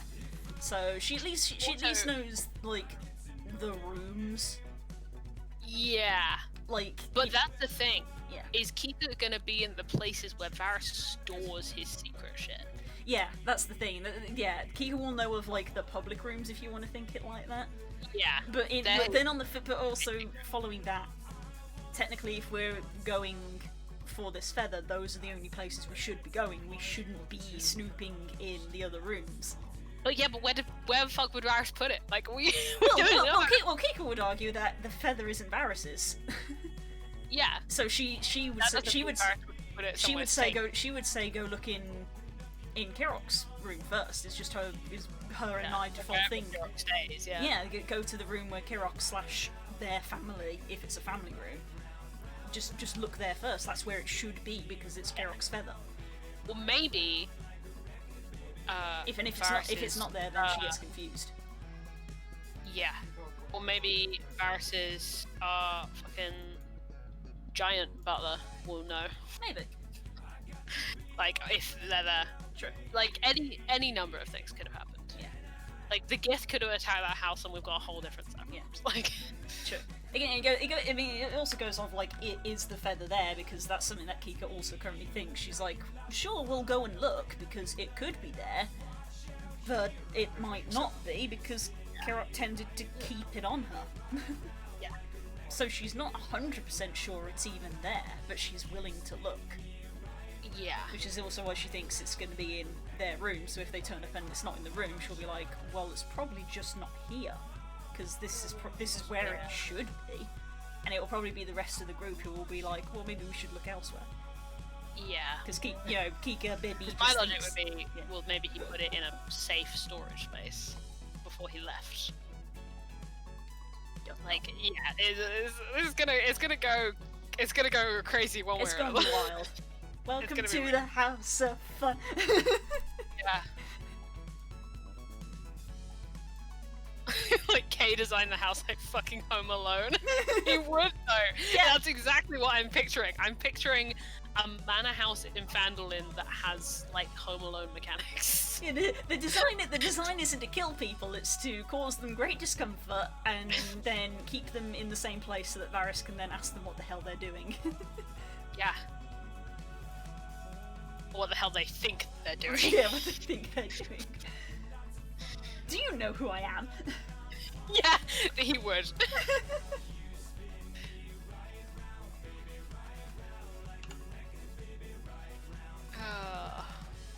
Love that boy. I'm gonna fight Photoshop to the death. There it is. I'm still not gonna be able to fit all of this onto my map. Cool.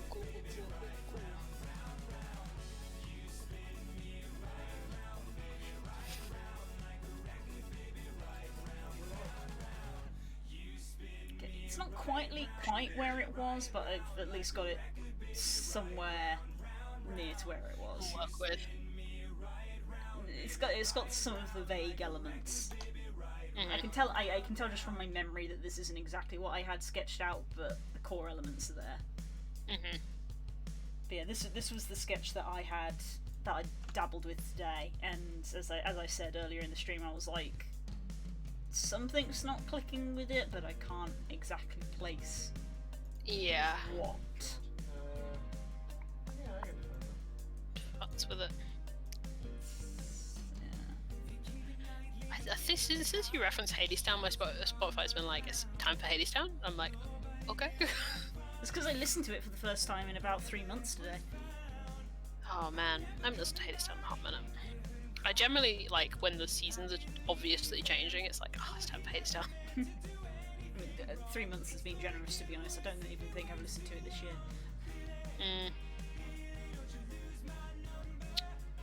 Yeah. Here's a few seconds. Yeah. Am I between musicals again? I might be between musicals again. Not really been like obsessing over one. Mostly not for lack of musicals, but mostly because I've just been listening to the Royal Blood and Dodie albums non-stop.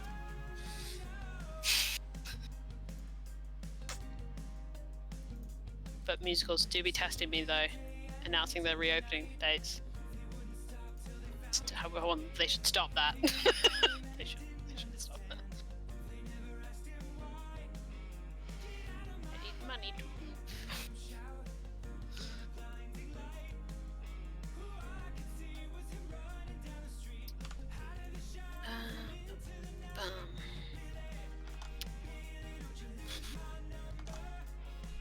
trying to make this make sense is tough. Ditto. Sure. Yeah. It's like you want it to follow like a internal logic. I have a little bit of logic in my brain. I think this sketch at the moment. I wish I hope so. You'd be surprised. You'd be surprised. Yeah. Would I? But I've said this before. Like when it comes to like D&D stuff mechanically, I've gotten to the point where my familiarity with the system is just sort of gotten to a pretty decent, just basic, like second nature almost. So when it comes to mechanical stuff, I'm fine. It tends to be narratively, like, you know, writing a story. Yeah. But also in this one, I guess with this it's like compositionally, because that's something that I have to consider when I'm making these.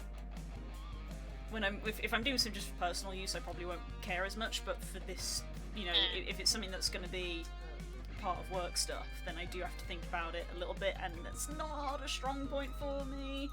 Like I know about the whole, like, you know, the rule of thirds and the whole zigzag thing and the spiral and all. I know all of that, but still, I look at it and I'm like, what is missing, or what does it need? Yeah. It's like connecting the mechanics to the visuals is not working in my brain as much as I want it to. I mean, you see over here the one I did earlier, the first one I did. These two are the same, with the same dungeon. Change my line. What? These two are the Oh same. yeah. I remember. Yeah, because I showed you them because I value your opinion. So number one, Fucking reason. Number one, sketch one still wasn't clicking, so I moved over to sketch two. Sketch two I was much more happy with, but you can see I kept like the central elements of, like, I've got this thing in the middle going on, the star, and I've got the sort of like bits coming off the middle bit here and here. I've got the bit with the water, but that got moved up to here, and so on and so forth. So yeah, that was more changing the composition, but the mechanic stuff was the same. So this is what happened over here with these original two sketches, in that I've sort of recreated them both. So the first one I was like, I want a river running down one side, I want some flower beds down here, and I'm sort of with the other one I'm going for, like, oh, this bit's more, the bottom half is more regimented and square, whereas the top part is more squiggly, loosey, natural kind of things. Yeah. Visibility on this map stuff. So. Yeah, I've got tunnel, shortcut tunnel, linking, things like that. And I'm like, what else do I need? Do I just need to, like, put more rooms in? Do I need to, like, fill in this blank space and this blank space, maybe? Maybe.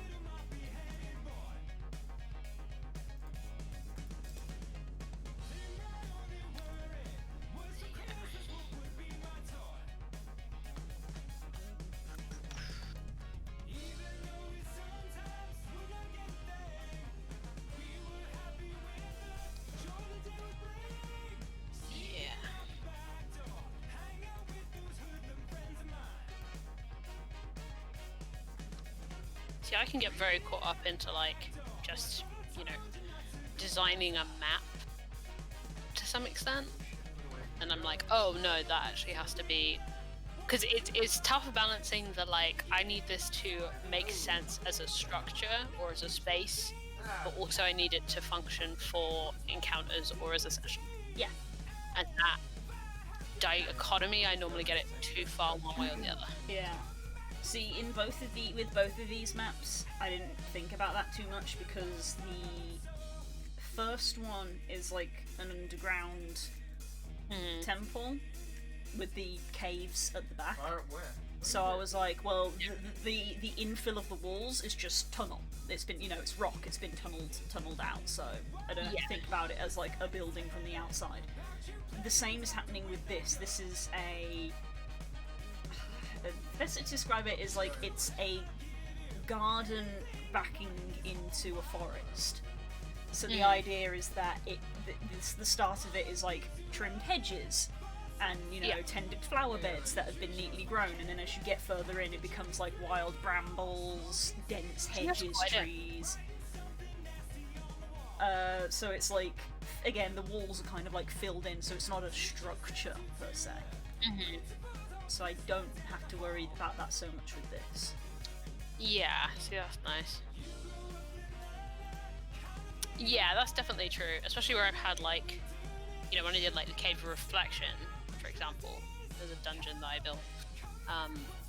Those spaces were literally designed to encapsulate a single thing, a puzzle, an encounter, and they were meant to be reflections of, as the name suggests, of the characters, right? So to some extent, I'm building. The rooms don't have to.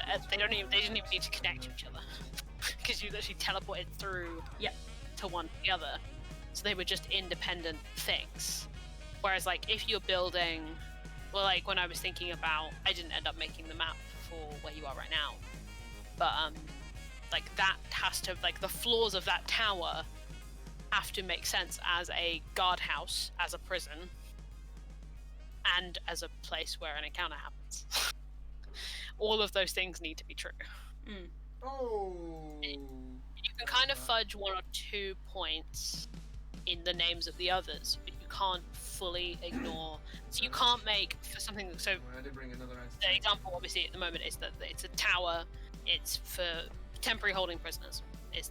And it's a guard base. Is where you are right now. You kind of can't ignore that functionality if you're trying to make it. Like, you're like, oh fuck it, I'm not gonna think about how it functions. I'm just gonna make an encounter. You're gonna end up making an encounter for a vertical building, not for a guard tower that's also a prison. You know, like, you need a level of both.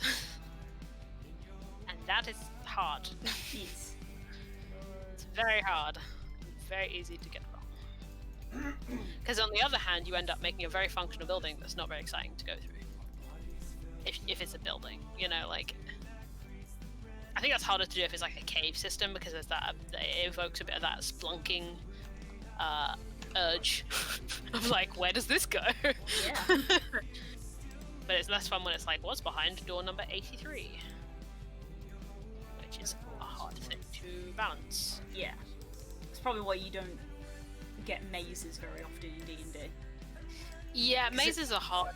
Because at the end of the day, it's just going to be, we turn left, we turn left, we turn left, you reach a dead end. Cool, we turn around, we go right, we go left, we go right, you reach a dead end. Cool, we turn around, we go left, we go left. And have structures that are labyrinthine in that the corridors will connect in a weird way and rooms connect that shouldn't connect and stuff like that. You can make it feel that way, but you couldn't put in front of players like try and theatre of the mind just a tunnel maze. Yeah. You need rooms. You would need at least something different architecturally. Or at least it like needs to be broken up. Yeah. Which is why this is a genuine piece of advice.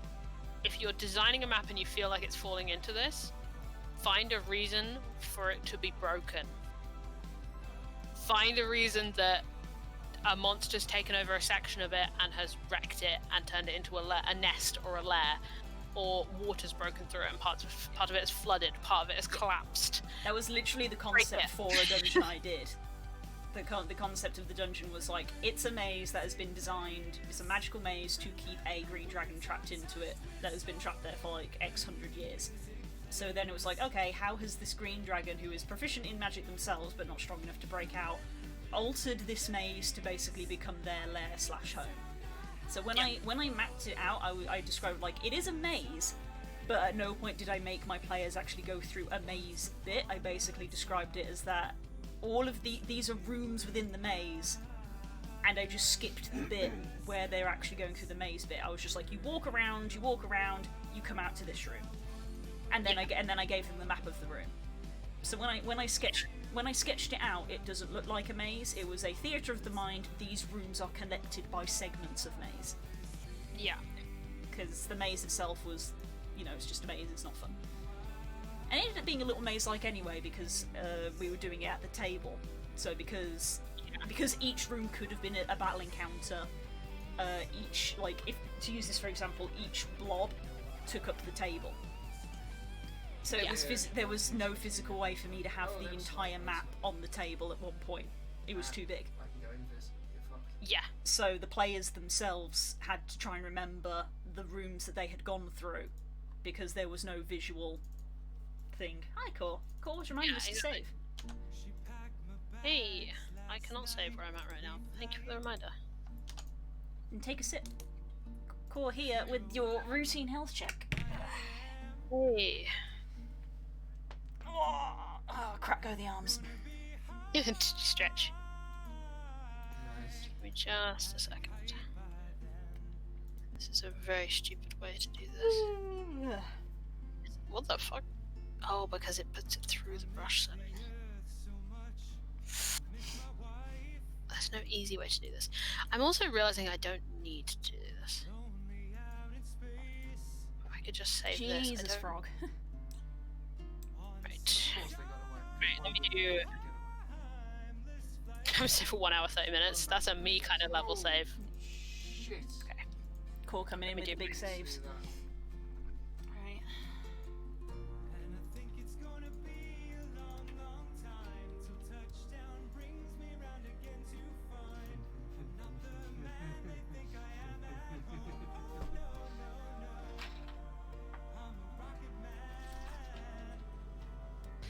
Hello.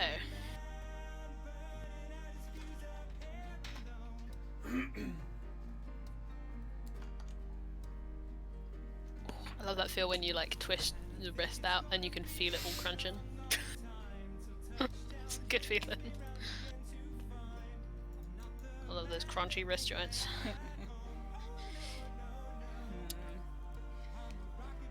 Chat, have you got any thoughts on this? Speak to us, Chad. Like, I'm aware that it's just an empty shell because I'll be populating it later. I'm generally just thinking about like the shape, the layout of the rooms, the number of rooms, the corridors, whatever.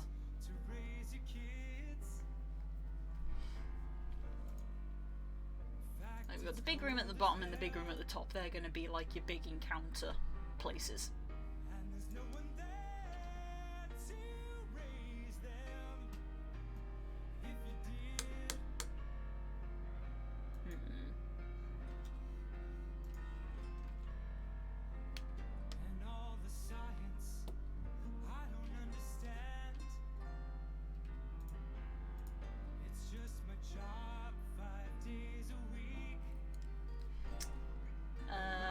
I haven't labelled it, but as I put on the other one, that S shape is a river that is cutting through the river, cutting through the dungeons,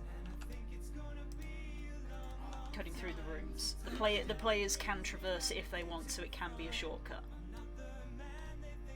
Again, I'm playing into this whole organic structures cutting up the inorganic structures. So yeah, so it is literally meant to cut through the rooms.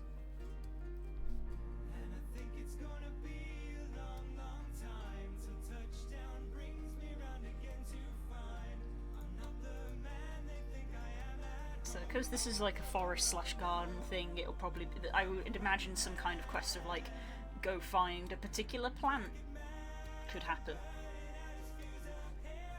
But, you know, it grows in the dark part of the forest. Go navigate your way through it and find your way to it, kind of thing. So apparently they shot down the plane that was carrying my paratroopers and they were just dropped dead.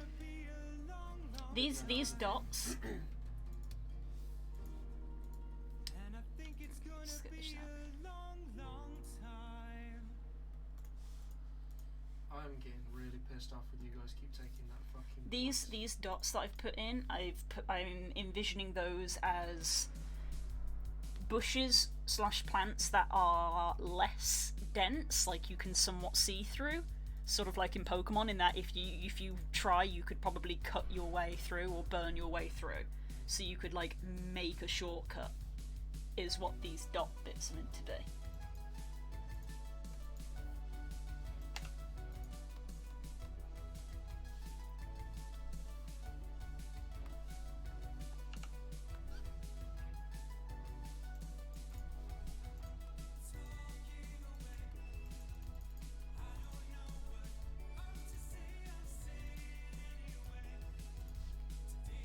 Oh my god, they're actually taking that point.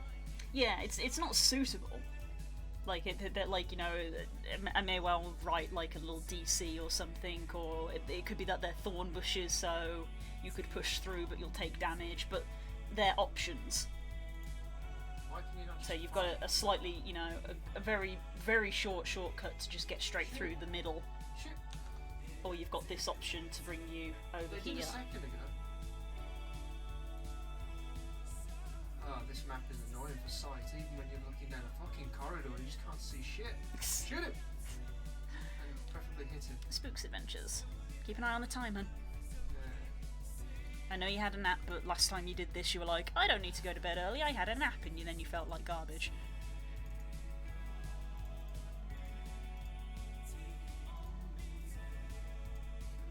Retreat a bunch of units to just go and get some health back. We need to do a good push now. I've got a tank. Oh, thank god I can get my first tank. Thank god. I guess this bit's actually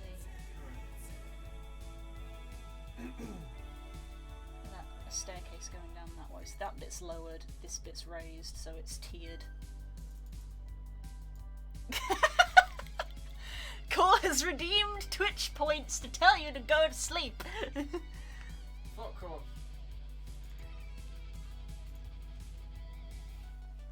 Yeah. So yeah. As I said, I think I've got it like mechanically. We just have no fuel. It's more the compositional side of things, which is the bit that I'm weak at. Because I'll take if it looks fine composition wise, then I'll take this over to Incarnate and I'll fill in the walls and populate the dungeon with things and start to make it look nice. But is the shape good? Again, going back to these earlier ones, that first one, it's kind of meh. The second one feels a lot stronger. Yeah, fuck off. Sort of the same with these.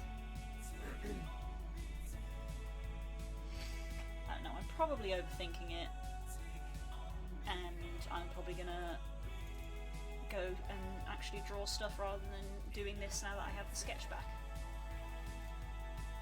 Sounds good to me. Look at it with fresh eyes tomorrow. Yeah. But I wanted to get people's opinions, because I'd gotten to this point with it where I was looking at it and I was like, I don't know if I need to change it, I need another opinion. So I'm asking other people's opinions. If you guys like it, then I guess I'll go on with it as it is. Yeah. I'm very much the kind of person who likes to get opinions from other people before continuing stuff. Yes. Also, I'm gonna go top up my drink and nip to the loo. Yep. So Do it. I'll be right back while you guys stare at my map. Oh,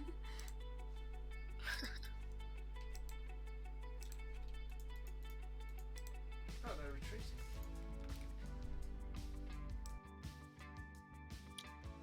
I'm trying to make this building make sense. And that is proving very difficult.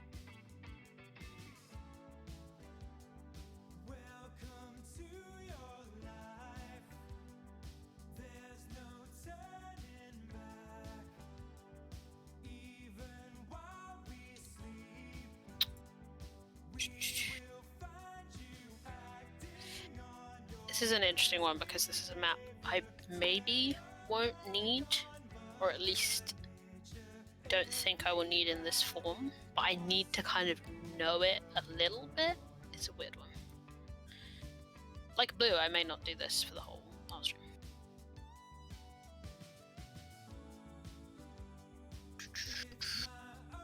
That would be...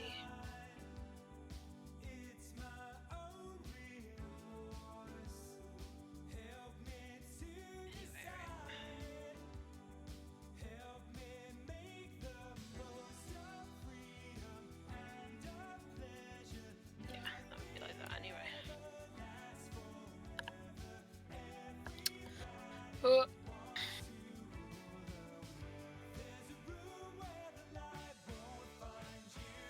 Nope.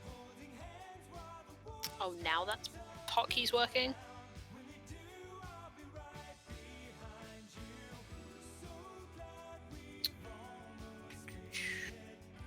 Yeah, I think, did I say this? I can't remember if stream was on when I said this, but I really wanted to write today. But I literally, when I was doing D&D prep yesterday, was like, it's fine, I can do this amount of D&D prep because I'm going to make maps tomorrow. So I might write in a bit. If my brain isn't completely shattered from doing this.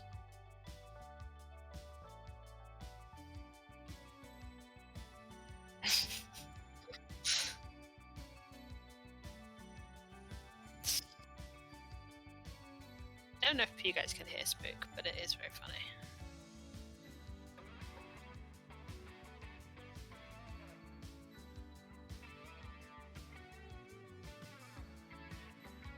Okay. I don't know what I'm doing. I'm doing this in neon green. You can kind of see it a bit in my glasses, but like... It's fucking... I made it so hard to look at. Why did I do that?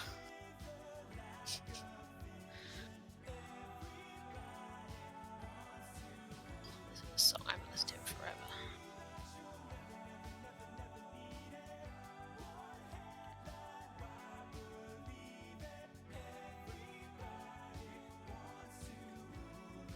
Okay. That's kind of how I imagined it looking, I think.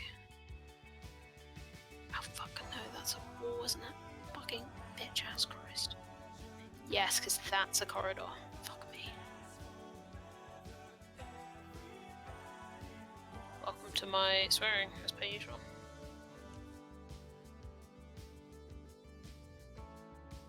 Right, yeah, because that's like that, and then that's not that at all.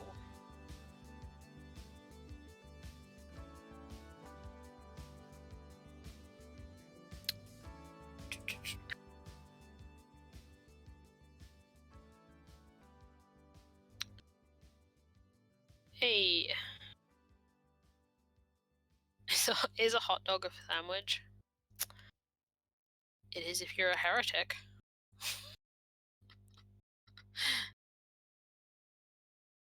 And here we learn a lesson between theoretical and practical language. Theoretically, probably yes. Practically, no.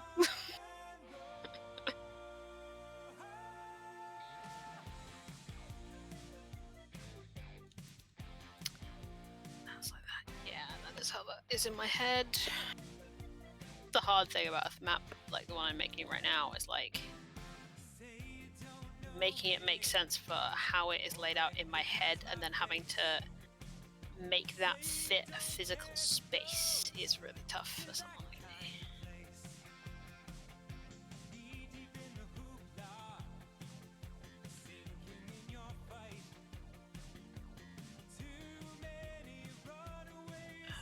Oh, not that.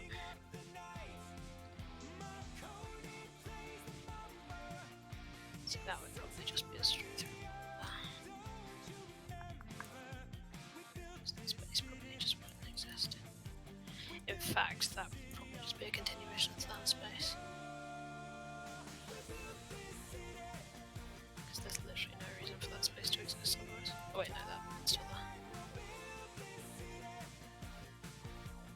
we doing, chat?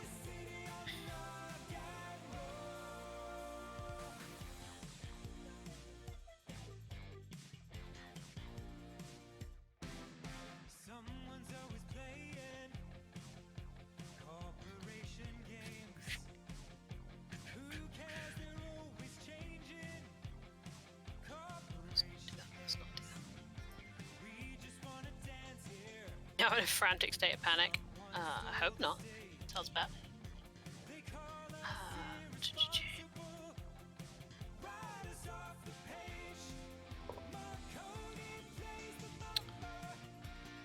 Sure, that'll do. Alright, because then what I need to do is duplicate that. Make it a different colour.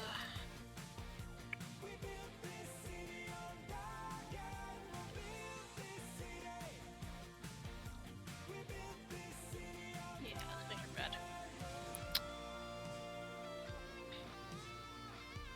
Are you at the disco? I'm nowhere near homosexual enough to be Panic at the Disco. Are you sure about that?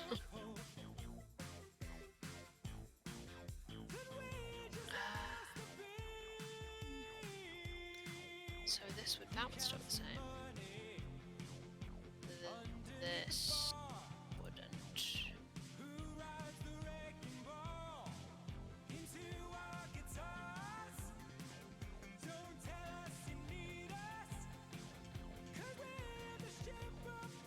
This wouldn't be here at all. Let's just make this a blank space. We'll see what we can do.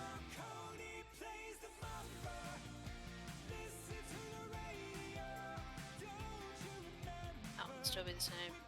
That would be, but that would.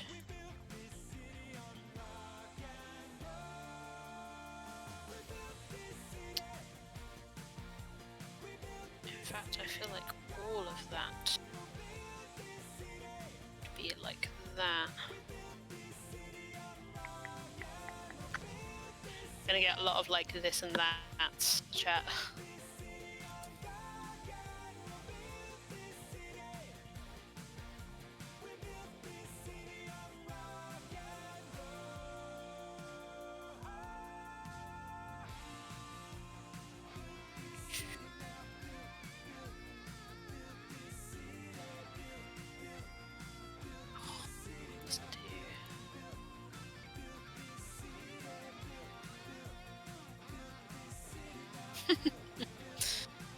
You can panic at the disco, but do you panic at the disco?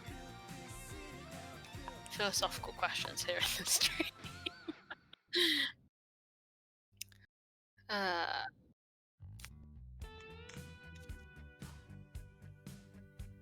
music I want to listen to, but I can't place it in my brain.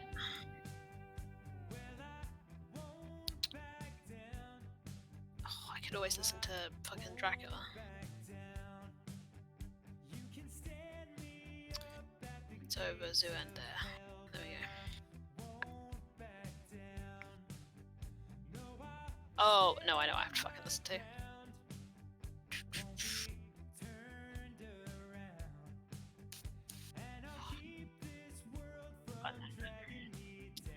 I'll find that in a minute. This space would be the same. No, why did I just... Why get rid of it? I can just build off of it. So this... No, it couldn't. It would have to be like that. I should do that. Cool. Hello. Hello. Yeah. Welcome back. Goodness, the chat is suddenly very full. Does everybody talk when I leave? People don't like it. We're talking about panicking at relevant discos. Fair enough. That's basically it. I'm down. If you have two lasagna and put them on top of each other, do you still have two? Oh, for God's sake. We had a lot of very interesting discussions while you were away. I can see that. That's one that I'll have to mention at work and see what reaction I get. visceral anger, I imagine.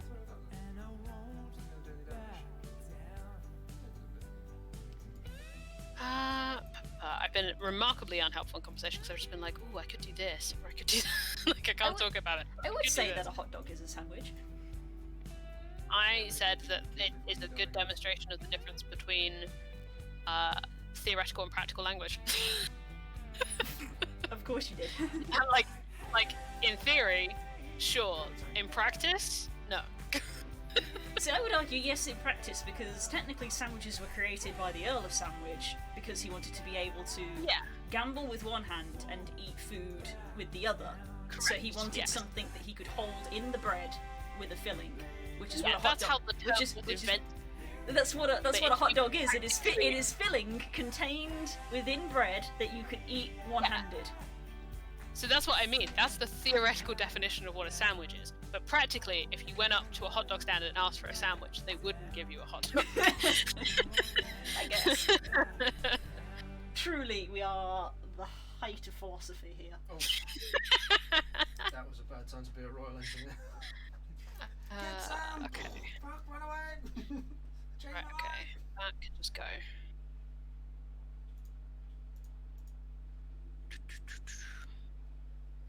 Am I gonna have to consult my fucking... Once I've done this, I need to consult my ominous diagram. Come on, then, it's nearly half past. Yeah. I'll just finish this game. Nearly won it anyway. We should go and fuck up the base now.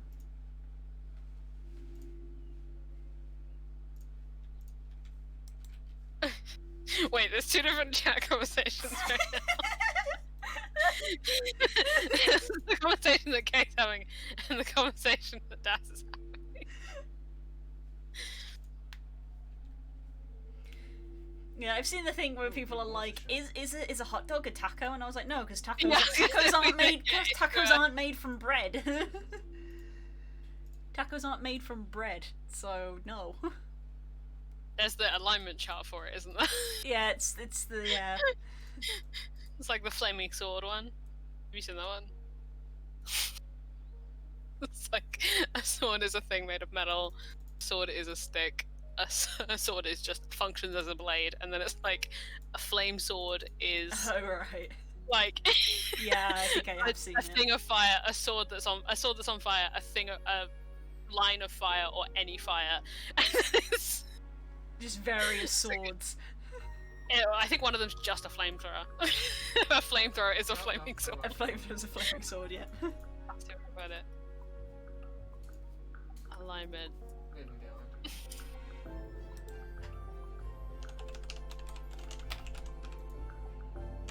Oh fuck, it was a meme on Twitter, so I can't find it. Why are you facing that way? What the fuck is your problem? Did you see that you're in subordination? I have to deal with The sandwich alignment chart, there's structure and ingredients. So structure purist, a sandwich must have classic sandwich shape, i.e. 2 pieces of bread or baked product with toppings in between. Then there's structure neutral, the container must be on either side of the toppings but not necessarily 2 separate pieces, so hot dog falls in neutral. Structure you. chaotic is can be contained or enveloped in any way, which is where burritos and wraps fall. An artillery strike literally just took out an entire squad. from Also, full like, HP. A salad in a Holy Tupperware shit. pot would fall under that definition. Yeah, the chaotic evil on this chart is a Pop-Tart. Yeah, that's real.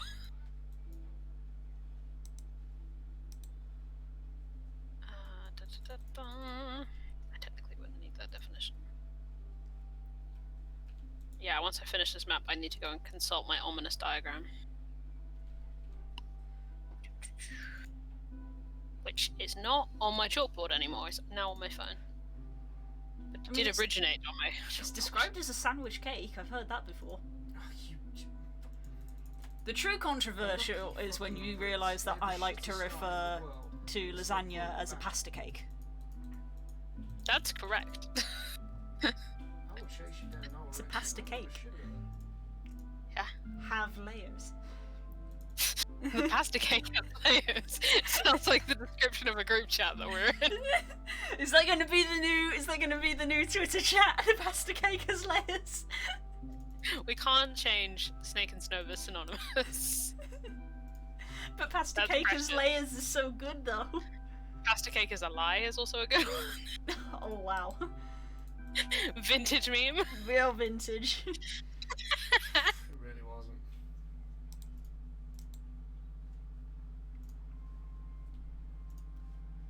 Oh, that is extremely cursed. What Is happening? does that qualify as lasagna? That is the question. I hate. Why did we create language? Yeah, no, we should fix We it. were just going to use it to harm So, ourselves. Why did we invent language just to bring suffering to others?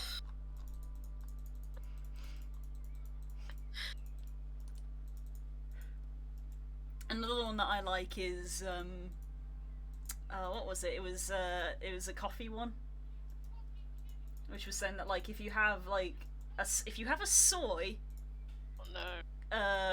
if you have a soy, Whatever you're about to say, I'm not gonna like, am I? is a mocha the chocolate one? Yes. If you have a soy milk mocha, is that not 3-bean soup?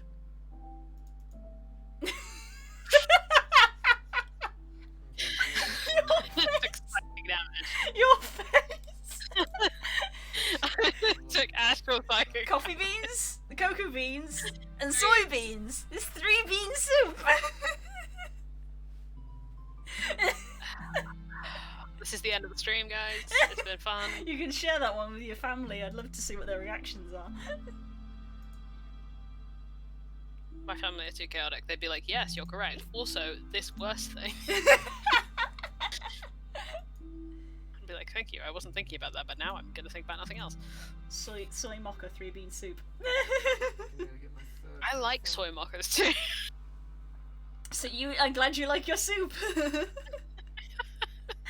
We're gonna go out to Birmingham in like 6 months. You'll have forgotten about this. You order a mocha too. You'll have forgotten this conversation. You'll order a soy mocha. We'll sit down at the table, and then I'll go, "Are you enjoying your soup?" And you're just gonna spit I it will all throw over the it at you. place.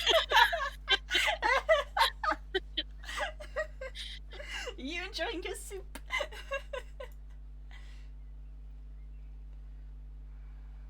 Silence, hot chocolate drink. I don't like coffee. Yeah, I think so. I know. It was stuck in the middle of a windmill. Tea shop, Pretty sure it was, coffee shops, Gary's unfortunately, easy to kill. 9 times out of 10 So do they not guys do are tea probably correctly. nice to keep you alive, but You're right. right, one panther's back up to full HP. Oh, hello. Got another tank. I need coffee to live. Fuck, Blue, no. Stop. You've done psychic damage to the whole chat. What have Kay you doesn't done? like his 3-bean soup, apparently. I don't think Kay does. I'm probably going to have to retreat you guys because for some reason you've glitched out and got stuck. So sure. Yeah, I would also argue that core, but for the purposes of the meme, we'll leave it. Okay, I'm gonna leave Dungo Designs because I got to where I was because I accidentally deleted the file like a Leave fool. Dungeon Design right now. And Please also, free me. but also that is technically work, and this is my free time, so really I shouldn't do that. Learn from my mistakes. But I got to where I was because I had stupidly deleted the file. This is my forward Mm. I'm having the problem with this map that I always have with making houses in Sims, Hmm. which is the place wherever I want to put stairs to make sense on the bottom floor doesn't make sense for the floor above it, Ah. or vice versa. Hmm. So finding a nook that's both on the edge of one floor and not in the middle of a room in another floor when you've made the rooms before putting stairs in. Like a fool. Rookie mistake. Stairs first. Yeah. Stairs first. A lesson I learned in The Sims, but not making D&D maps, apparently. Just flicking back and forth between one map and the other, going, where do I put this?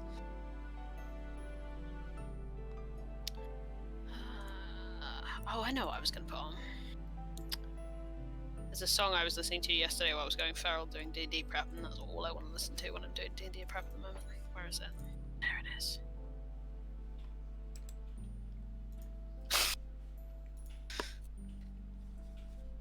What on God's green earth did I come back to? Chaos. Chaos and madness.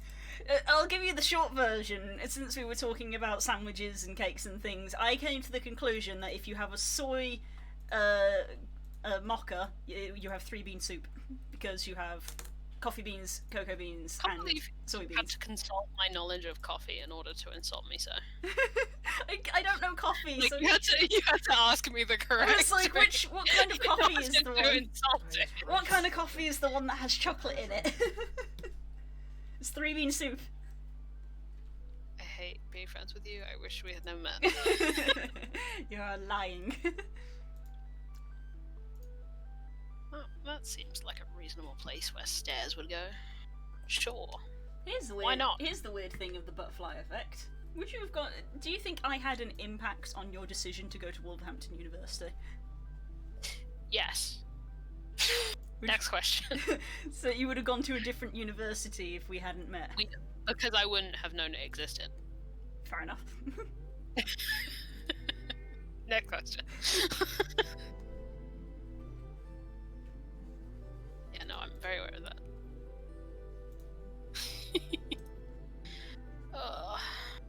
See, this is the thing with the chalkboard D&D prep. It was very useful, but I got rid of my cursed diagram because I had a picture of it. And now I'm like, shit, I want the cursed diagram back. I need the diagram. I mean, you posted the diagram on Twitter, so you can just look at it. I did. That's literally what I'm gonna do. I'm gonna bring it up on my phone. Also, Das saved a This is what I meant. Das saved a picture of it because he's paranoid. Yes. That's probably correct.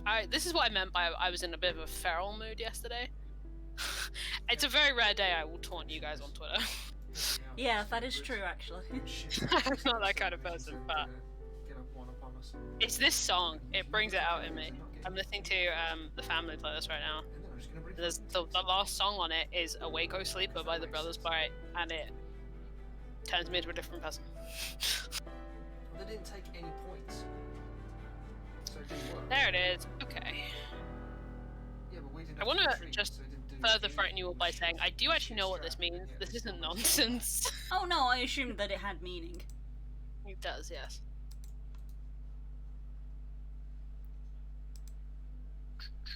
Please just fire as a Where are you? I'm just in the nihilistic mind frame. Yeah, I was gonna say.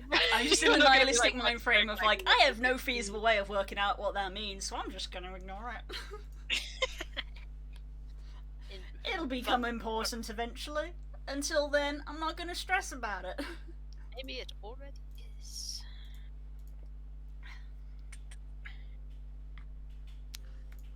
What you drawing? Bird. Bird friend. Bird is friend, confirm. Kika's quote-unquote hairstyle has that distinctive Yeah, swoosh. yeah. The little U, little flick up.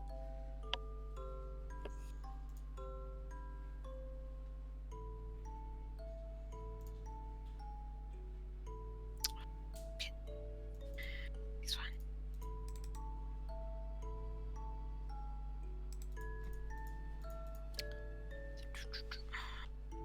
I think I just ran over their squads by accident. I'm glad I made a post for this actually because it has been very useful. It's like having my specific villain playlists is useful, but also having just like a general like villainous activities kind of playlist. It's very useful.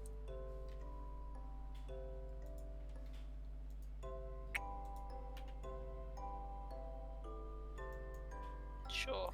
Yeah, they've got anti-air stuff because they just shot them stunning. That will do, as we say. I thought I'd done that in the wrong layer. I nearly lost years of my life. How the fuck can you see across there? You can't see fuck all on this map. Calling sheets.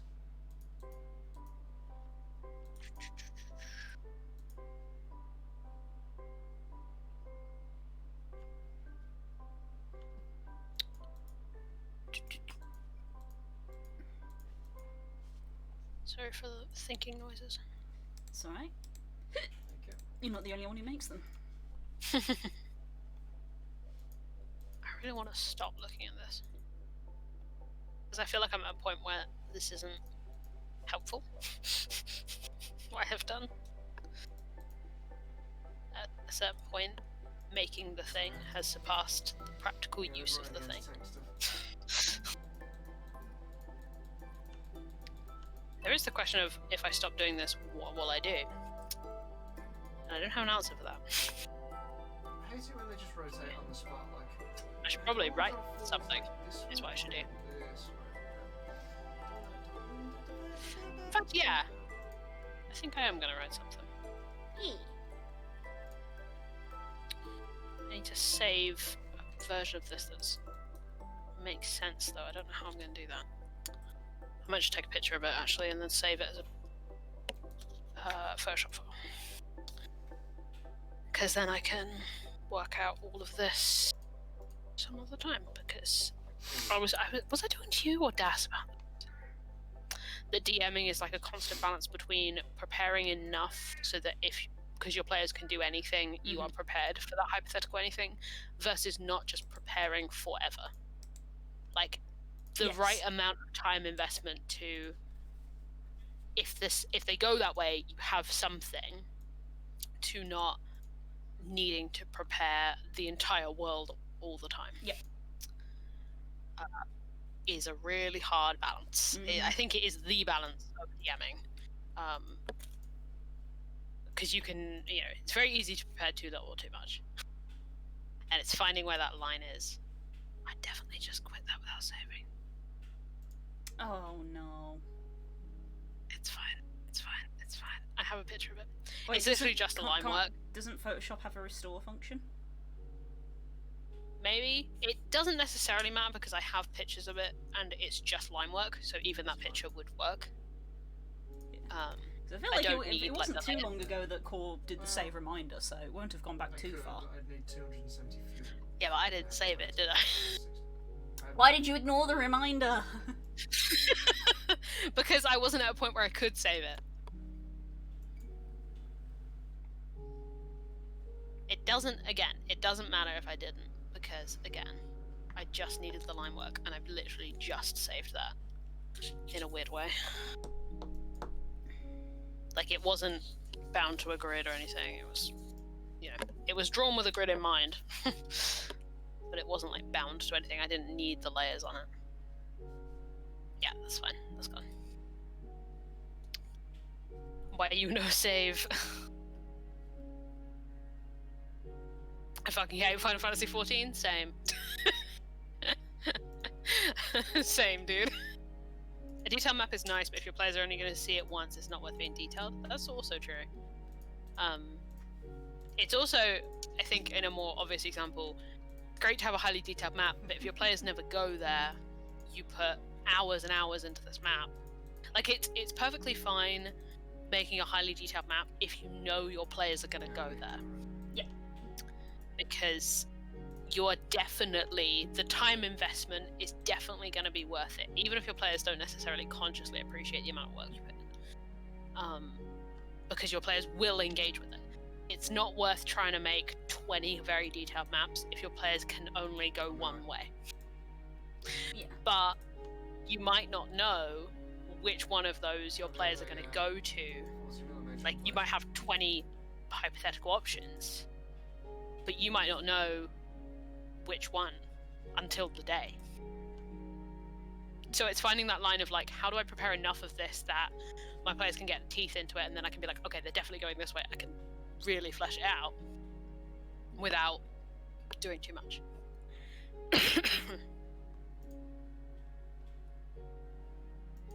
I also get bogged down a lot at the moment in I simultaneously feel like I get bogged down in it and that I don't do it enough, which I just call crisis planning or crisis maps, which are something that the player does goes wrong and there is suddenly combat, but I don't have a map for this location, or I don't have this kind of map. So there's a lot of, like, compulsive, like, oh god, I've got to make sure I have a a piece of map that is this kind of street, when really that's not necessary to some Yeah, extent. I've had it happen a 'Cause few as long as times you- where I've even said like, oh, I don't have a map for this, so we're just gonna use this. I mean, God, take a shot every time I've said that in a kart.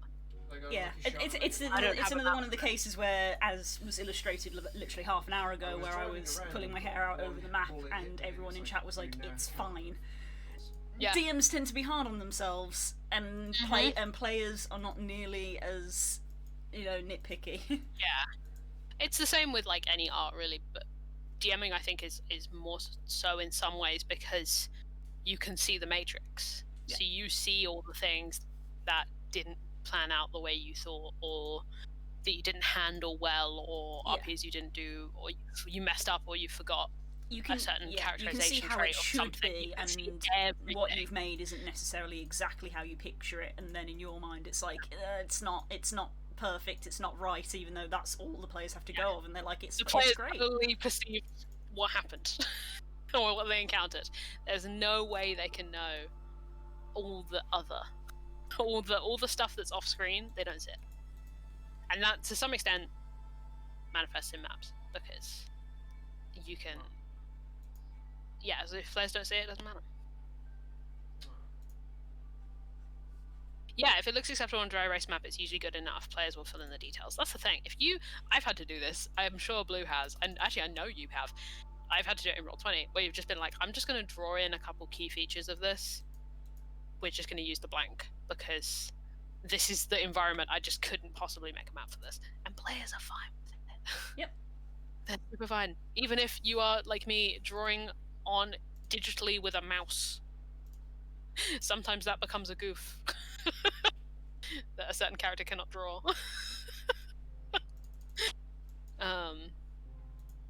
Yeah. Yeah, it's so easy to set a high bar for yourself when you realize that you are capable of something, but you don't have to be at that bar all the time. Yeah, and that's one of the issues that's happening with like my dungeons and map making. Is like, at the time I joked, like, I made that Dragon Oasis map that I showed you, and at the time I joked, oh, I peaked too early, and now like 3 weeks later I literally feel that is what happened, because anything that I have made since that map I have felt was not as good as that map. Yeah. And it's really trying on me to just be like, why can I not recreate what I did with the first one? Because the first one was great. I loved every facet of it. Yeah, Couldn't tell you. We will appreciate your idea in your head of what you can achieve will always be different to what you can, and B, you don't have to make your best work every time. In fact, you can't. You physically cannot make your best work every time you make a piece of work in anything. That's just not how the human brain, body, or creativity works. Frog update. Okay. I've been holding for stream. Every time Curl starts a sentence with okay, you know you're in for a great time. Fuck off.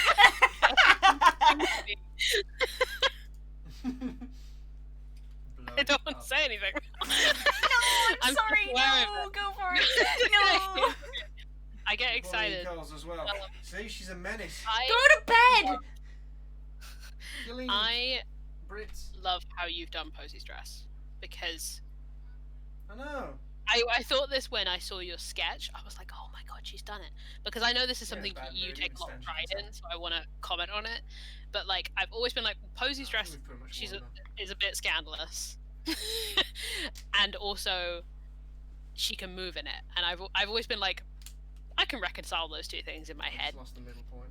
Like, everyone else can, I'm sure, but like, Well, you've got that line of like, it's definitely scandalous and a little extra and very princessy, but it's still like, I can see her jumping off a roof on that, or climbing onto a roof is more her style, you know, like, good shit.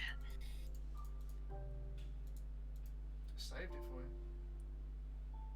I also just love the ruffles, like the layers of it. I know you joked that you were going a little Bridgerton with it, but I fucking love anyone who's looked at me knows I love like historical-ish things, historical-ish like, or historical fantasy-ish things. So like, this is my shit. I'll come and support you in a sec. I'm just gonna go take out whatever's at mid. Yeah, exactly. Like, exactly, cool. Like, again, when in doubt, if you're like, I really don't have a map for this and I feel really bad about it, just go nuts with your description. Just go into every detail, because your players will do the work for you then. I do that thing where I'm like, okay, it looks this way on the map, but it looks like this, because sometimes I have to use generic maps for very specific things. Posey's aesthetic to me is Madoka Magica plus weird Disney attraction outfit. don't know what most of that means, but I feel it. Madoka Magica's Sounds correct. Madoka Magica's a magical girl anime. Oh yeah, perfect. There we go. It's done. You've achieved it. Oh yeah.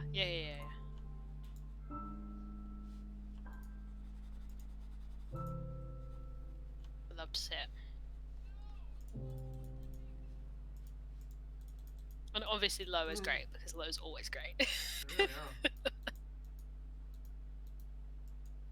I'm sorry that I'm consistently the worst.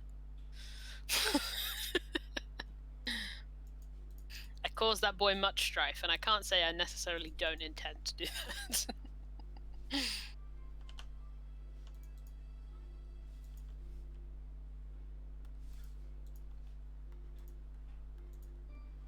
Yeah, frog, yeah. I see that.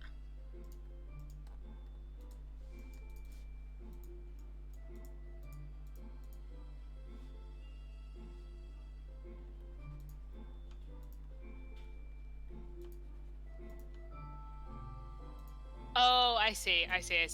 You've sent me that, sorry, Frog sending me pictures. I've seen that, you've sent me that Alice in Wonderland, punk kind of picture before, and I think it still works. Oh, nice one, cool.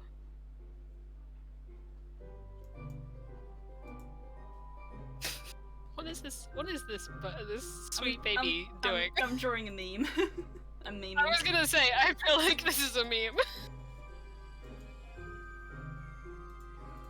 Mash it together and make it pink, Posey. See, if you do that, put it together and what have you got? It's perfect.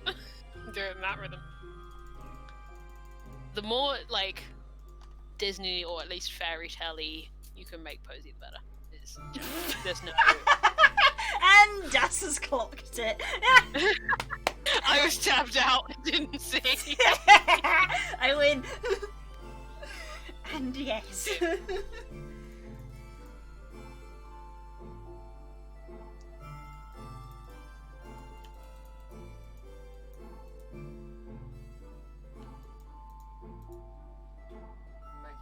I was also nearly muted and heard, "Is this a meme?" and tapped back in. It is. It is a meme. Alright, I need to unplug this mouse now that I'm not using Photoshop. Goodbye, mouse. I only use you for Final Fantasy and making D&D maps. I say only. That's like 80% of what I do. I've done it. I've distilled me down to my core components.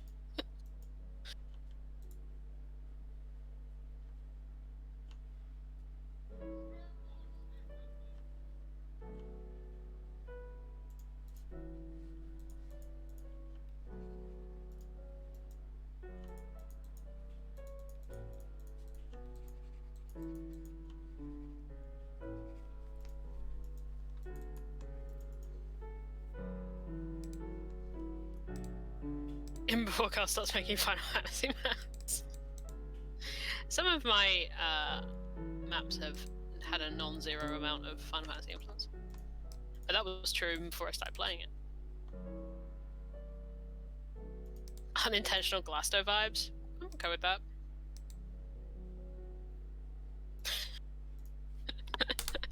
Blue! What have you done? Making memes.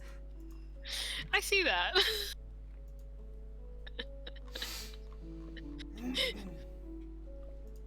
That's what I said to Das after last session. Yep. Yep.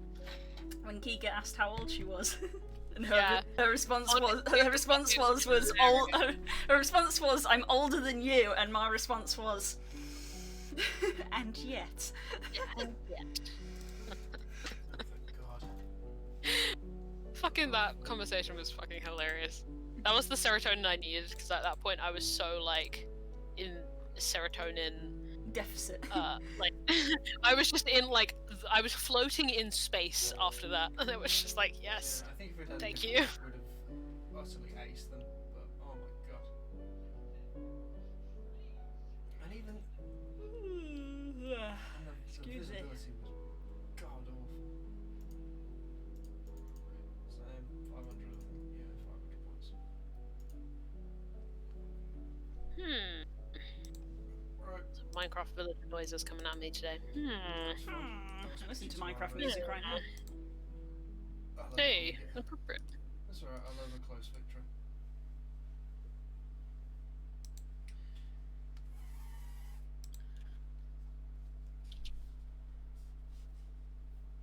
When my game decides to load a shit. Oh, how did I do? 91 kills with Panthers. Dealt 18,000 damage, took 28,000.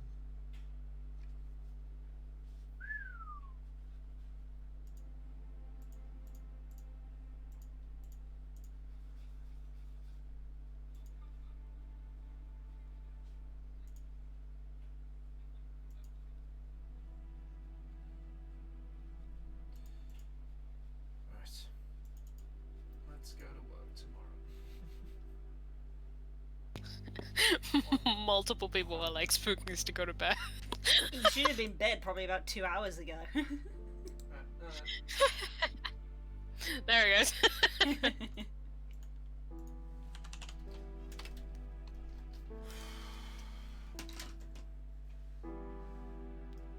Right, I need to change. You're going to be shattered in the morning. I'm always shattered in the morning. Don't do yourself any favours though. You don't know my pain. My pain Right, is I'm gonna be eternal. back for a bit. My pain I'm gonna go get another drink. Right. I will return and I'm gonna do a little sneaky bit of writing.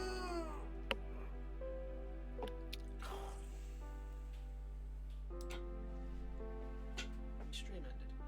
No, because it's just gone to fill up a drink.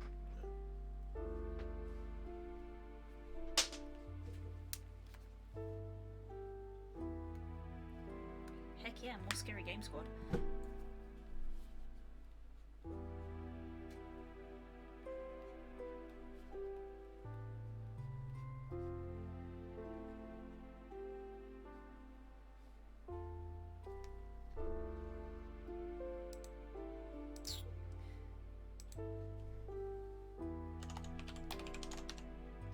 The hell? What? Stellaris Steam Key. For being a supporter from Kickstarter. The game's on like its 8th expansion. Stellaris Wait, has been at 8. Well, it says, yeah, Kickstarter.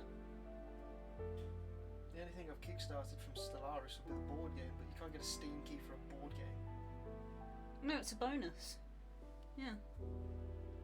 Thank you for being a Stellaris Infinite Legacy Early Bird supporter. Here is the bonus Stellaris PC key. You got a free Stellaris key for being a Kickstarter backer. But you already own the game, so I guess you got a free Steam key to give to somebody. Okay. It was clearly you didn't read the Kickstarter page. I know it came with like additional stuff, but Yeah, I well, assumed it was all for the board game. no, apparently you got a free copy of the game for it. I don't know how that's going to go to. I don't know, ask around. Maybe Stan, you know someone who'd like to play.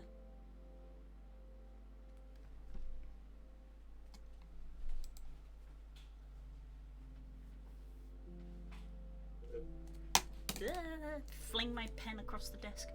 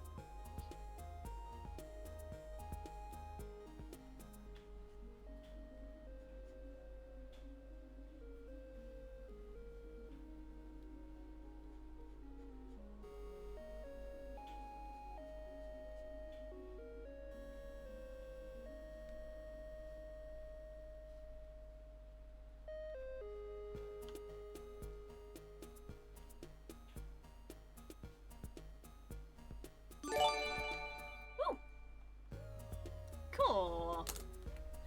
Core's back at it again. Cheeky monkey. Thank you very much. What a time to come back. Thanks, Core. That was weird. It's like he knew.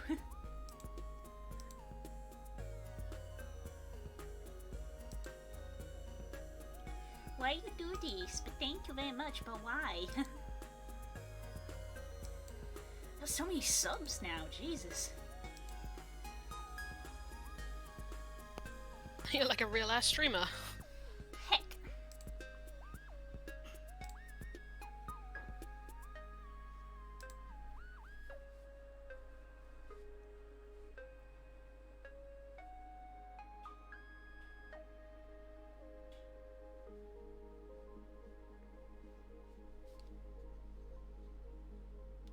Hello, hello.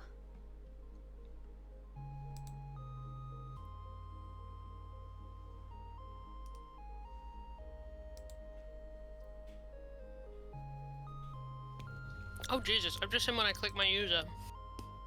It shows me how long I've been following your channel, Blue. How long do you think? Or at least what year? What year? I was gonna say something like 6 years. Which would it be? 2015. Close. Ooh. 22nd of July 2014. Dang! 7 years. No. I didn't even stream that much then, but I must have streamed like Art, maybe. maybe a little bit of art, but I don't think I really streamed art on Twitch. It was like, But to be honest, I probably just followed you because it was your Twitch account. And you were my friend. good night, sweetie. Night, cows. Good night, Spook. She says good night.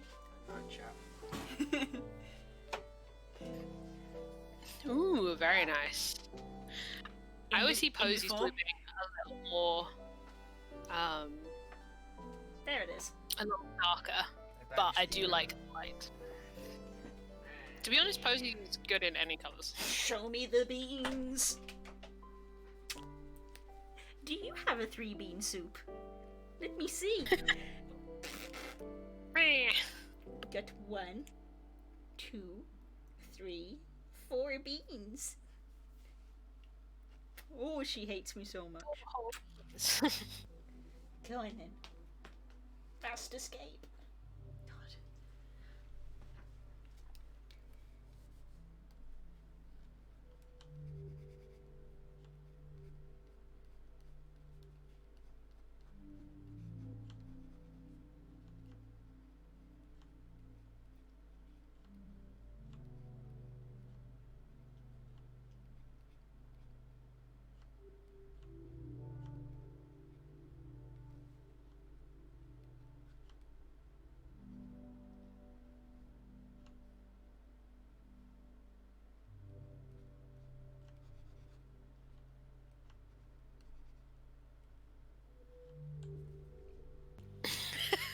Oh god. Companies send us money. I don't know which thing to write. What are the choices? I mean, trash or trash. I mean, Student or type. does it does it help if I'm drawing trash? Potentially, yes. What are you drawing? There's a lot of components here. What are you drawing? Speak to me. Let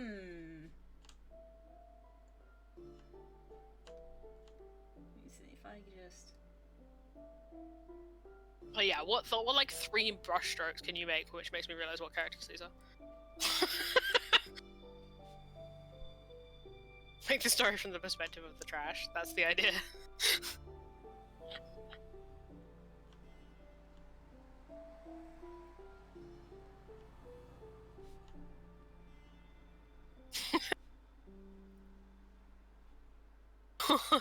You're done.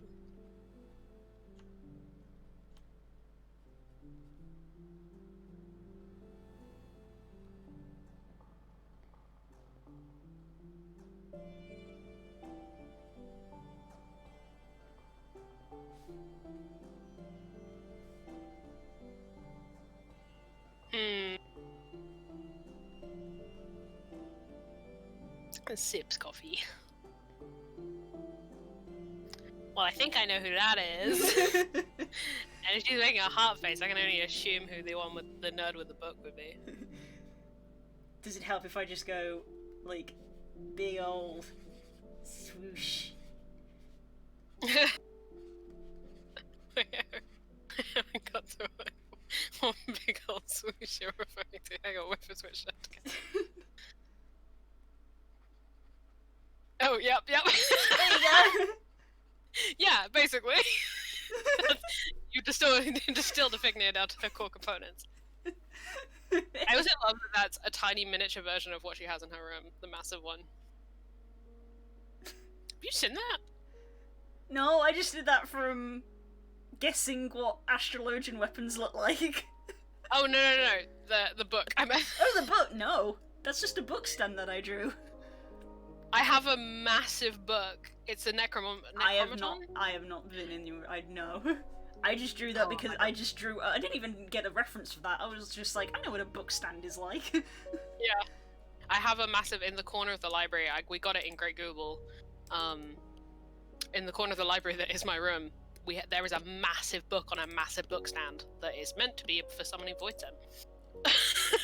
Like the item description is that it's a giant book for summoning Voidsen, which you shouldn't do. Looks directly into camera.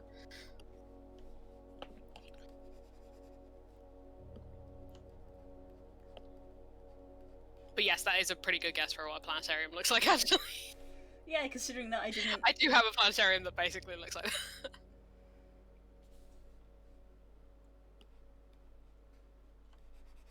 Well, if you're drawing Final Fantasy trash. Oh my god, I love her. What have you done?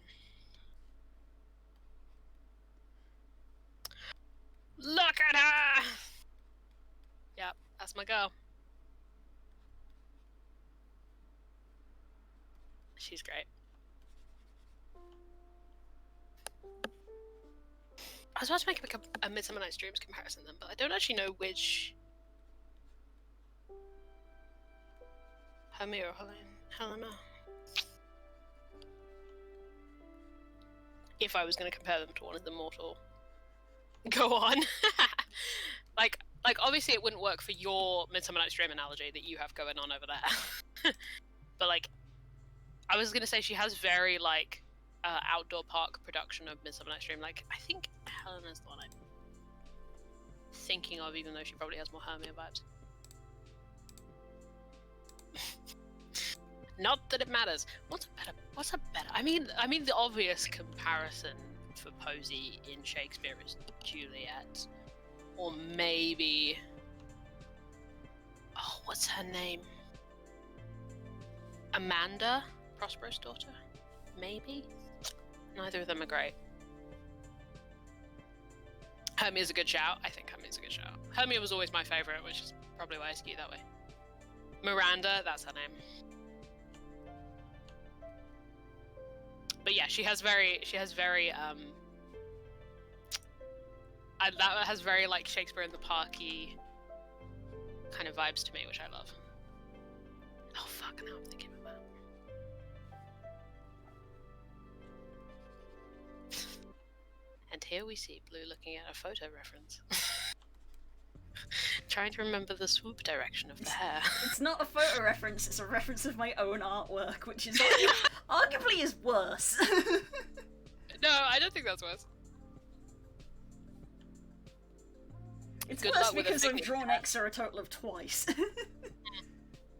Good luck with the Figne's hair. Oh, I'm sorry if you heard that. I thought it was my throat. I did not.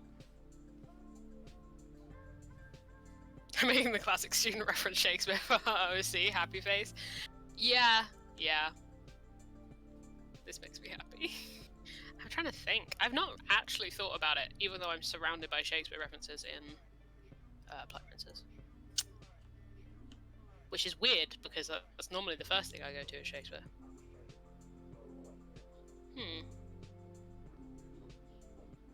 I mean, depending on what way she goes, she could obtain Lady Macbeth vibes.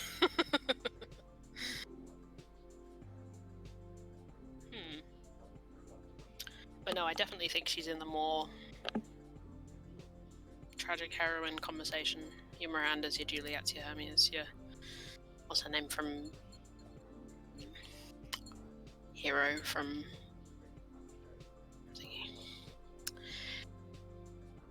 It doesn't matter, I'm being pretentious.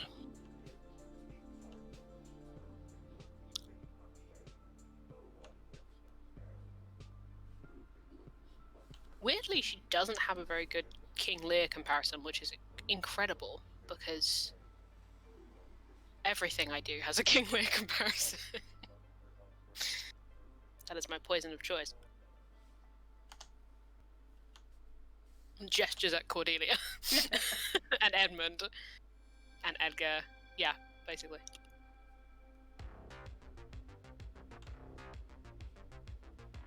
The whole inciting incident of my campaign is based around King Lear.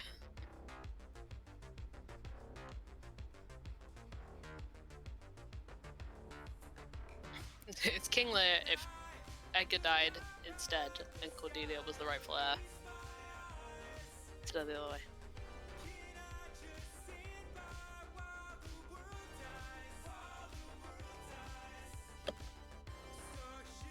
Okay.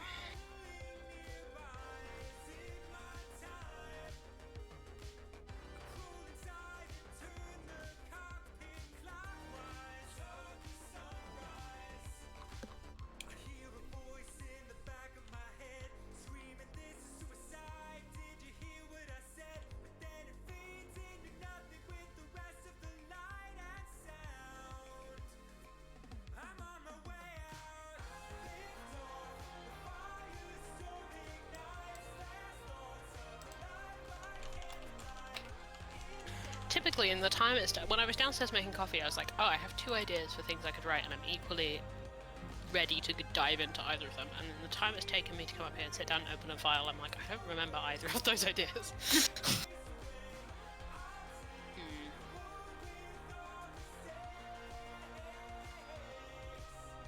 Well, they were like the vague.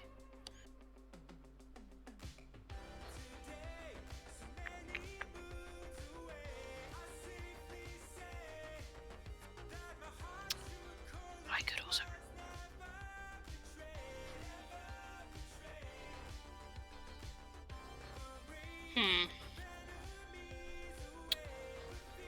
Because I equally want to write about Final Fantasy and vent Posey feelings.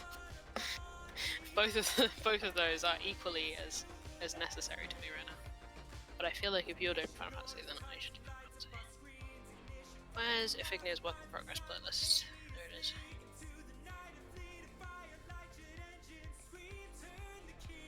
Definitely need to do some work on this. Posy feelings though, you're right. You're kind of covering that base for me to some extent.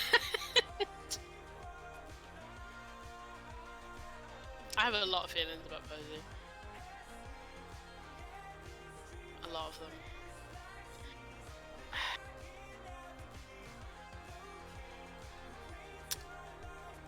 Yeah. The Posy's in an interesting place. Obviously, she's currently in just blind panic. That's easy, but yeah, she's having to think about some stuff based on things that were said. Posy didn't expect any of that conversation about the book to go the way that it did. No. I can say that I feel like I can spell this out because I think I made it pretty obvious. She didn't expect you guys to be chill with it in any way. She was very much expecting a very hostile response and then didn't get it. And she doesn't really know what to do with that. So, she's on that emotional high and that has led her to do more stupid things. Oh.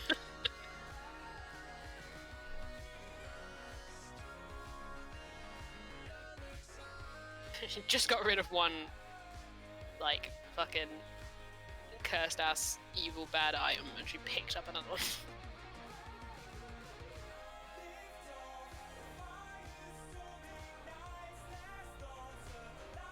Yeah, and processing Kika at the moment is a lot for her.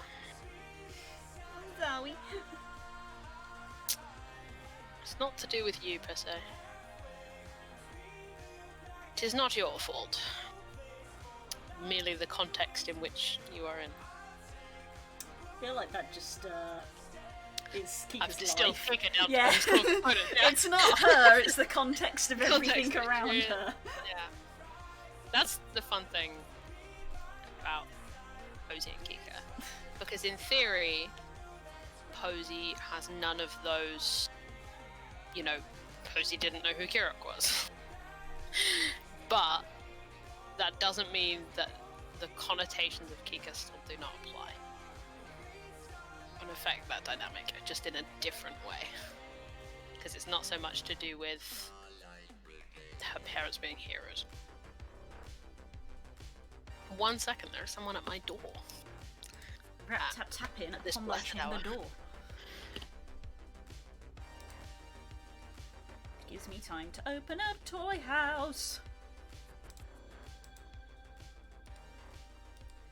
I need to put some of the pictures I drew of Exa on her toy house. those are things that I need to do. Profil.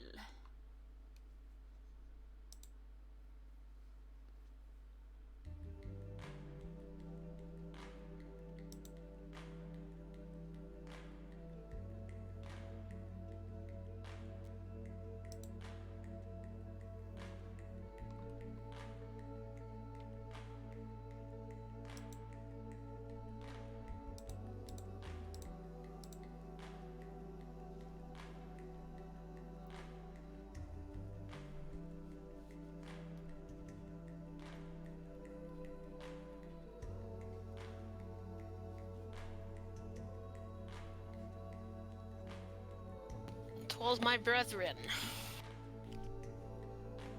My brother wanted to know the Netflix password. Of course. Vital information. Past 10.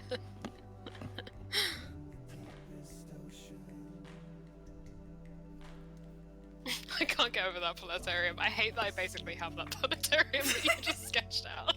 I didn't even look up a reference for it. It was it's basically the level 80, like, Astro gear, like the default Astro gear. Which is not the one I use. I use the Crazy Relic one now. But I have plenty of pictures of Iphignia just holding that thing, so let me know if you need it. When in doubt, orb, make glow blue. Done.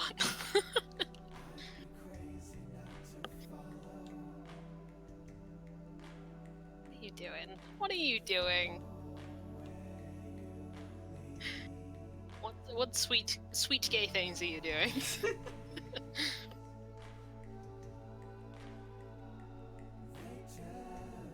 Glances at low and takes a deep sigh. I feel that.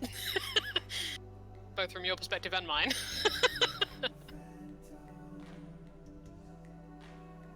I have a lot to say to that boy. Good man out of character.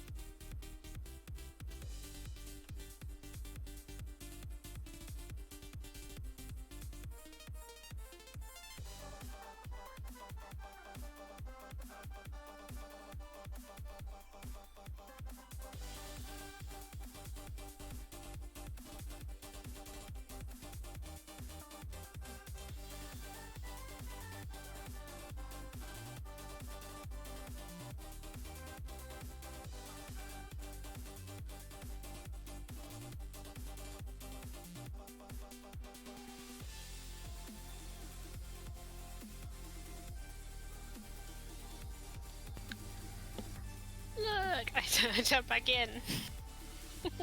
There she is. Look at her. Sweet friend.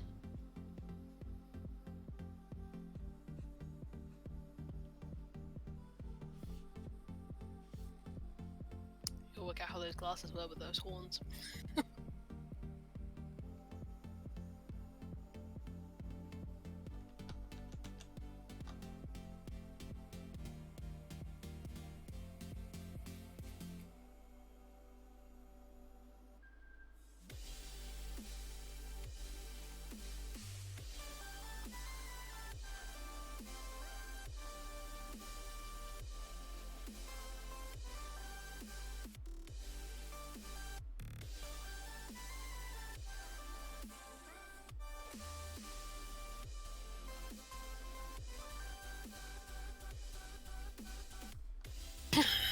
Girls, I have emotions. What have you done? did you cause yourself feelings with your own art again? Which, like, mood, but... Are you causing painful feelings from your own art again, son? Yes, Dad. Yes, Dad. Oh.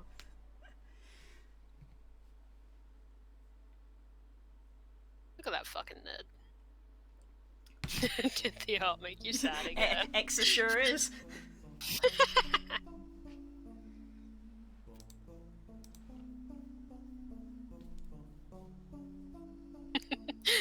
X is just in an increasingly dense explanation of astrological theory, and X is like, not paying attention. Oh no, that is 100% what is happening here. Exa like zoned out ages ago and is just thinking, pretty. Pretty woman. Oh my god, Frog. That's the fucking white book. Oh, Yo. God. Yo. I Look believe at this isn't like this is part of the process. This isn't like a final thing. Like, I fucking love that. In awe. Yeah. Look at them.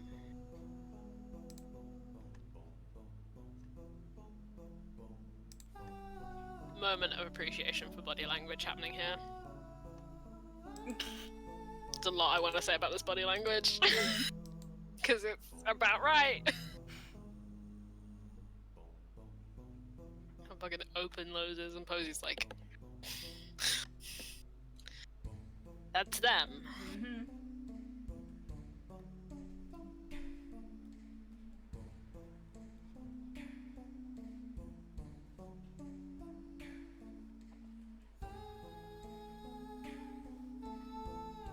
In awe. In absolute awe. Both of you legends.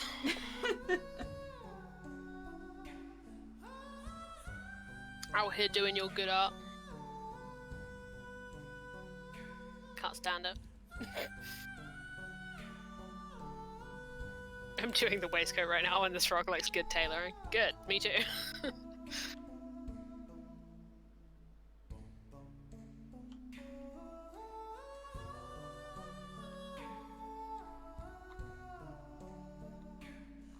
Okay. What was I gonna write? Well, that's emotionally confused everything I was gonna do.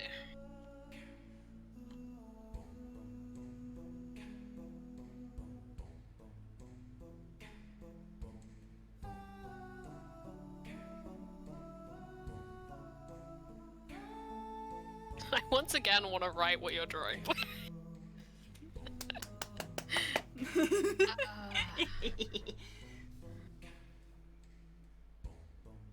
I was thinking of a different thing with the Figmia, but now I just want to write this. Because it's a fun goof, and it's light, and it's an easy way to write for half an hour. Yeah, to be fair, we're probably only going to go for half an hour. Yeah. It's It's a nice way to wrap up. already 10:30. A nice quick one. I need suitably wholesome music. Where is it? I think the music is very good, but it all has a very specific vibe, which is not necessarily the one I want. I just love the duo that we have of the absolute nerd and just the biggest jock.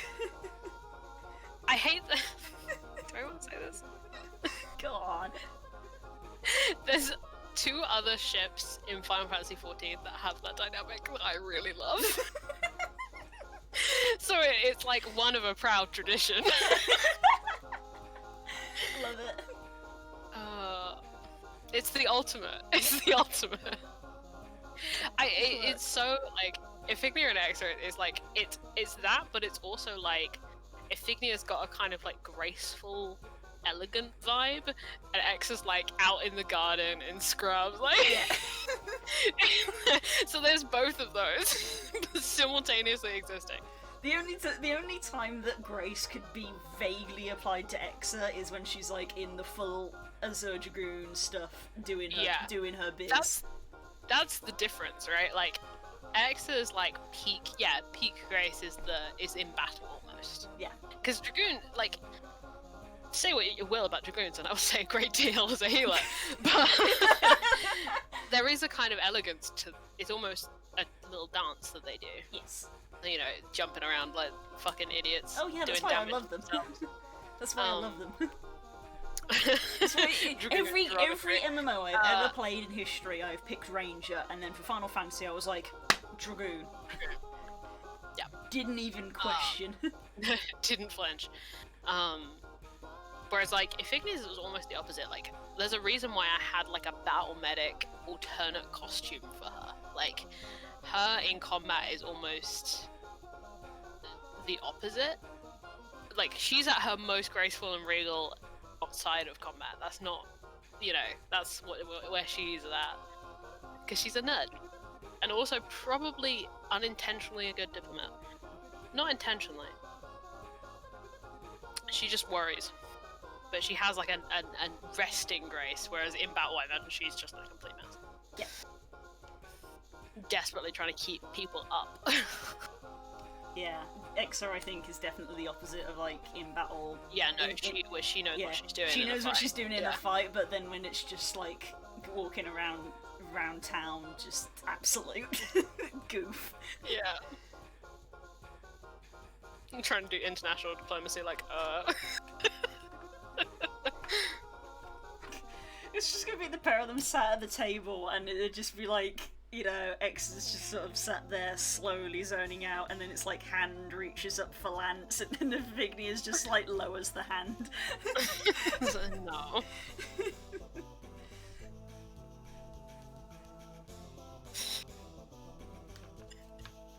Sorry, I've just made a parallel. That's very funny. Make that 3. I know I said there were 2 others. Make that 3. Nice.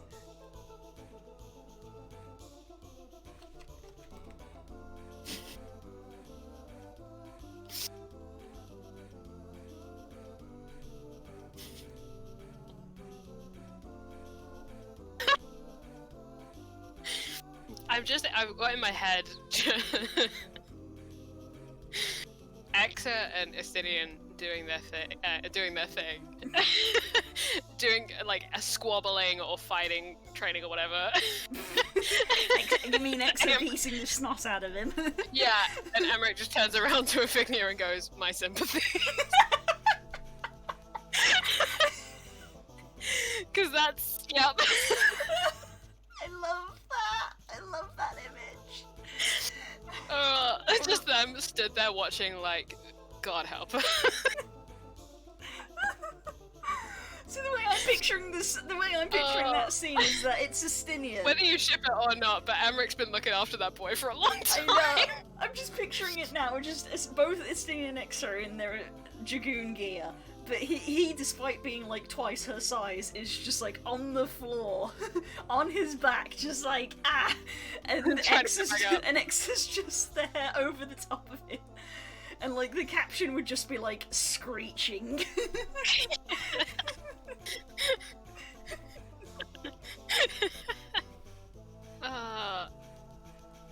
Iphignia and Emmerich are trying to actually talk about something that matters, and I'm like, Christ.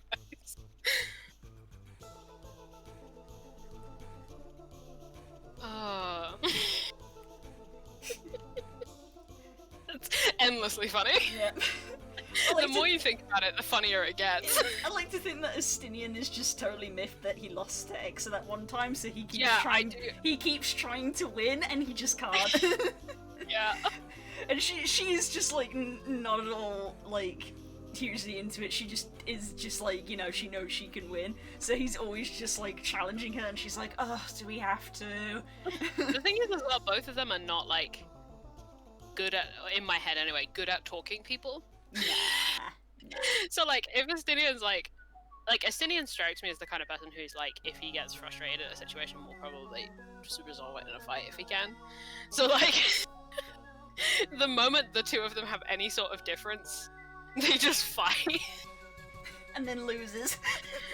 And the healer's just sat on the side. It's just like, okay, I'm just gonna have to. I'll deal with this when they're done. I'll let them sort this out.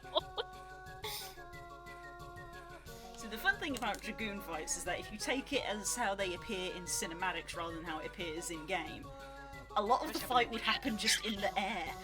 Yeah. Because in the cinematics, Dragoons can just jump off of air, apparently. But in the game, obviously, you're on the ground. Yeah. But that's one of the things that I think is cool about them in the cinematics, is like when you just see them just like flying through the air. The aerial battles. They're like insect glaives. Yeah. Which is why they did the crossover. Yeah, definitely.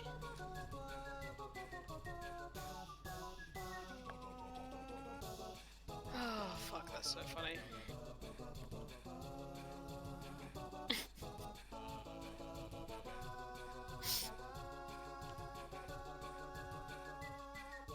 For those like, should we intervene? I think it just looks up from a book and is like, no. They'll wear themselves out eventually. Yeah, they'll be fine.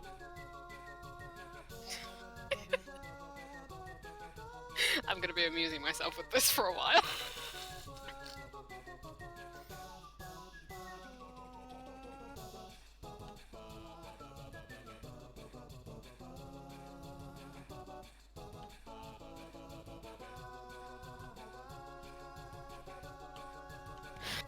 Right, yeah, this is what I was gonna do. Remembers.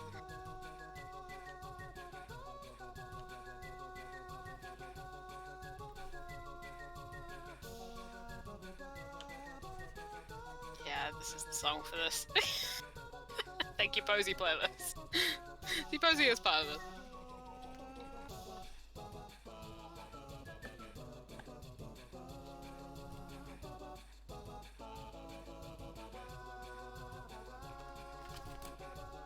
Oh shit, I need to quickly look up. I forgot my astrologian lectures, I'm sorry, Levea.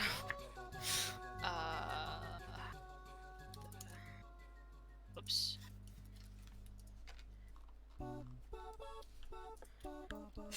Can't spell. Ah, Oh, yeah. the Exa music is coming on. Which is The Wii music. perfect. Yeah, I'm being mean. She's not stupid.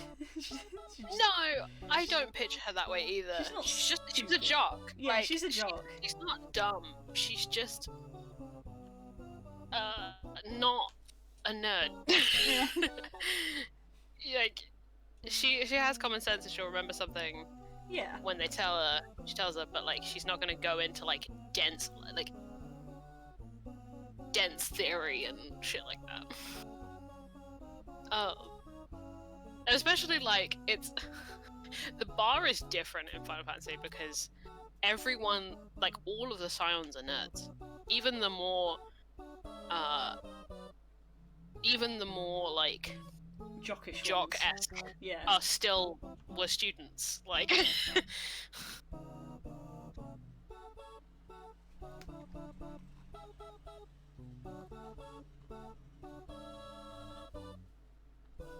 like I don't think Iphignia is at like Urianger level.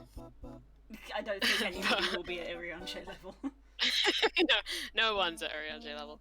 But like she definitely cares a lot about astrology. And healing in general. So more to do with balance of magics, and fate is more her thing in this context.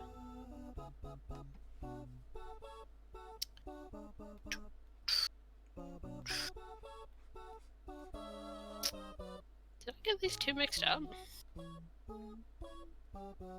Nani? I thought that was... Ah. Then why is that linked to Memphis?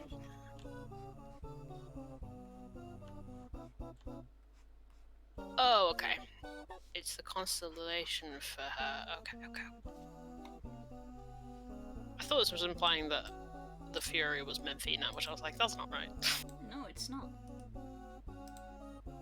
That's Halone.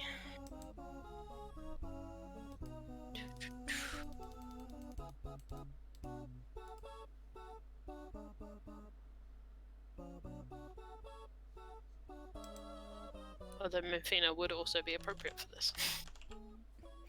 Why? Because she's the goddess of love. I know that because she's X's god. Is she? Yeah! I didn't know that. I'm pretty sure that's the one I picked. That seems right. Memphina. Yeah, because, Moon. Oh, Because right. X is a Moon Mikote. Oh, yeah. Ifignia's is Nimir, the spinner. Because fate. Like, astrologians are all to do with, yes, they're about the stars and drawing power on the stars, but also controlling the threads of fate. And so, Nimir. Very fitting. They're basically the fates, but in one being. And also, you need fate on your side if you're going to continue to live in that position, I feel. Yeah, I just googled it to double check, yeah. And it even says at the bottom of Memphina's little flavour text, Keeper of the Moon Mikote traditionally worship them. Hey. Yeah, also Nimir's part of the calendar is also one of Ignia's birthdays. Which works out. Yeah, her equivalent in real life mythology would be Clotho, who's one of the fates. Nice. Memphina is ice, I forgot that. Yeah, Nimir's water, technically. I nearly went for Halone, I nearly went for the Fury. But it didn't fit the character as much as I love just anything Ishgard. Yeah. Look at those beans.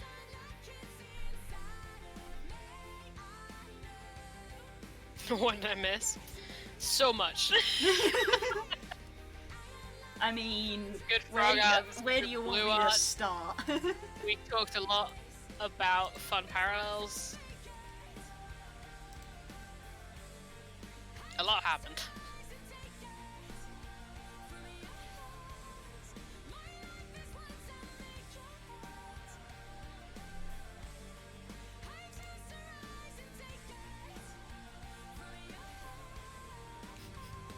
I'm gonna try. This is only gonna be a tiny little, like 4 or 5 lines thing, but I'm gonna try and mimic. There's something I read recently that was in like a really specific, very. I don't know how to explain it. A very friendly narrative style. Like it's. It would be like a character would say something, and the description, the like actual like narrator would be like, "Okay, that wasn't fair. That was illegal." Like it would just be like joking with the reader, and that's kind of what I'm going for. Because it's funnier for goofs.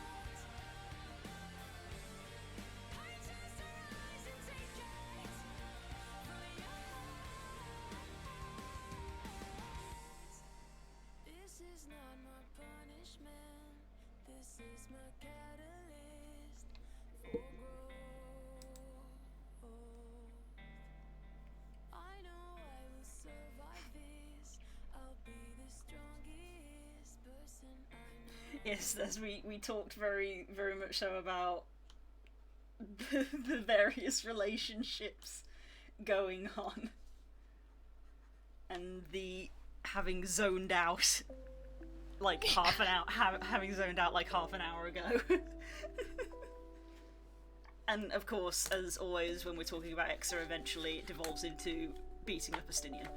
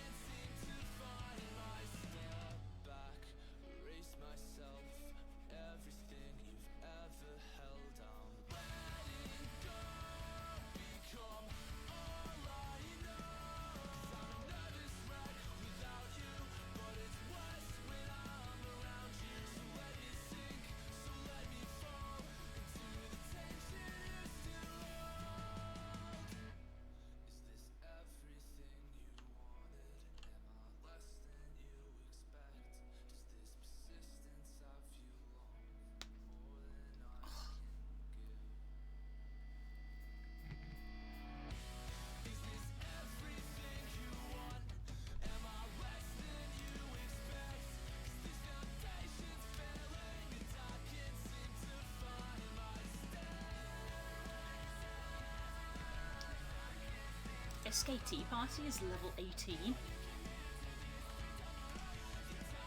What the fuck? You finished at level 14. We beef now. Garrock's got 9th level spells. Hey. I think Glory's just more of an absolute unit. I don't think much changes for her. Glory keeps doing more of the same shit. Oh, what's the level 18? Check. I've got the book. I'm writing something, but I'll check the book. I feel like the level 18. Is it full soldier or fighter? Hmm? What are we talking about? I feel like the level 18 wild magic thing is literally you basically get control of over your wild magic. I feel like that is correct. I feel like that's the level 18 thing, is you basically can control your wild magic surges. 18 is Sorceress Origin feature, which for you Is wild magic. is harmful energy of your spells intensifies. When you roll damage for a spell and roll the highest number possible on any of the dice, choose one of those dice, roll it again, and add that to damage. You can use this feature only once. Oh, cool! That's level 14. Is the one you're thinking of, Controlled Chaos. You gain a modicum of control over the surges of your wild magic. Whatever you roll on the wild magic table, you can roll twice and use either number. Cool! Kirok's damaging spells have the exploding dice feature now. From frickin' Armello. Oh my god, yeah. Yeah, if you're thinking, roll 10d6, if you roll a 6, roll that again. Roll it again and you keep adding, don't take it away. That could technically keep chaining. That's disgusting. I don't think that's anything interesting. Oh, my computer just popped up. Oh! My computer just popped up the reminder to be like, hey, you're gonna wake up in 9 hours. Yeah. And I sure as hell ain't going to bed now, so I should probably think about wrapping up, to be honest. Yeah. Glory has health regen at this level. Ooh, nice. You regain hit points equals to 5 plus con mod, which for Glory is 4, so that's 9. If you have no more than half your hit points left, you don't regain this benefit if you're at 0. Because champion.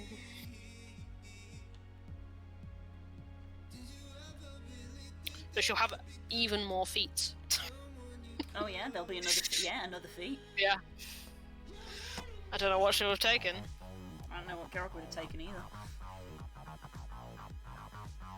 She probably would have taken something. I don't know. To be fair, we have the new feats now.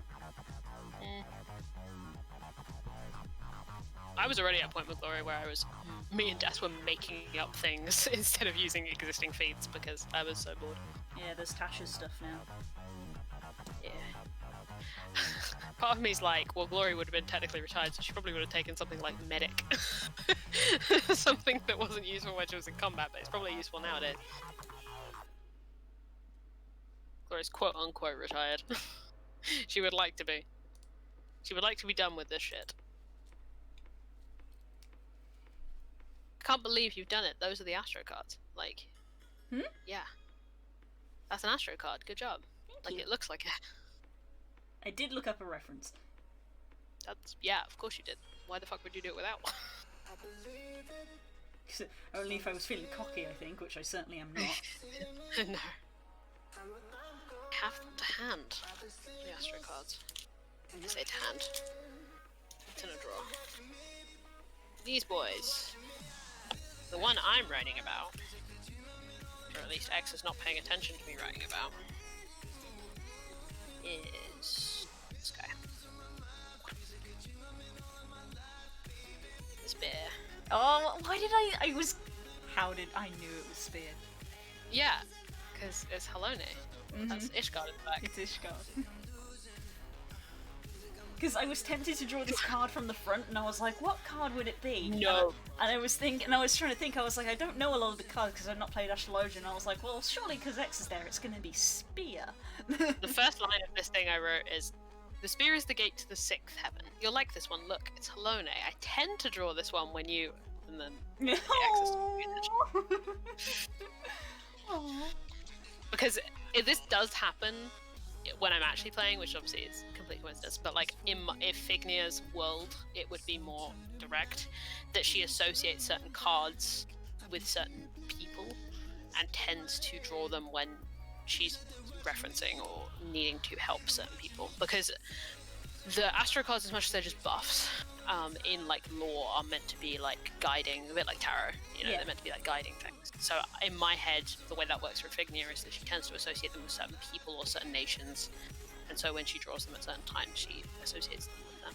So like Helone would probably be, yes, Exa, but also Ishgard, and everyone associated with that sort of thing. I love this dumb thing I'm writing, by the way. It's only like 4 lines long. I love it.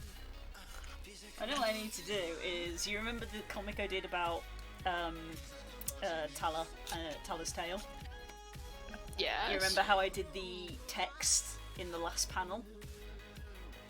Yeah. What I need to do is take the text from your fic and put it in the picture. You have to take certain sections. Yeah. Yeah, so that's like behind the figure it's just talking. Oh yeah. You know that now. You know. Yeah, I remember it. So behind the figure, there's just the text that she's saying, and then the Exa, it's just. I've cut the monologue off in here, but I could write that full monologue for you because I know what it would be.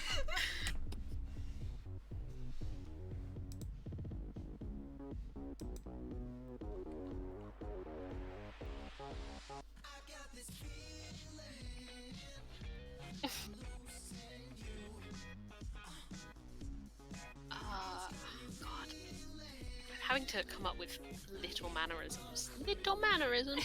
Mannerism. I can't wait for you guys, those of you who reference that without knowing the cutscene, I can't wait for you to get there because you're gonna lose your minds. Little son. Little child. No. Yeah, I'm having to work out what like tiny mannerisms a Fignia would have, which is something I have not had to think about yet.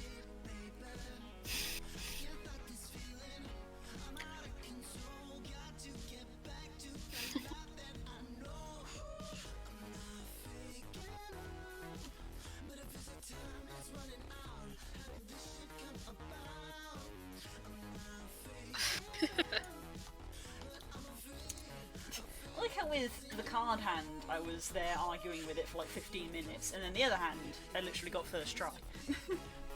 Oh yeah.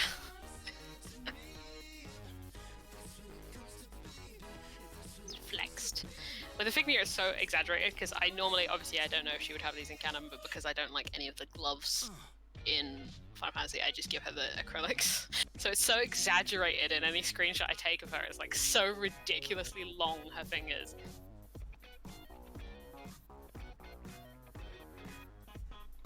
It just looks so like stylized in a weird way. It's odd. Obviously that doesn't necessarily, I don't know if that would be something Fignia would canonically have, because they're so impractical to daily life, especially if she's a medic. But it's fun for the glamour. The glamour of it all. Oh, what's his fucking name? I remember the name of a character in Ishgard, which means it's a French name. His name is... It's not Francois. He's the guy in the Athenium, and his name is... He's the inheritance of Lord. He's gonna...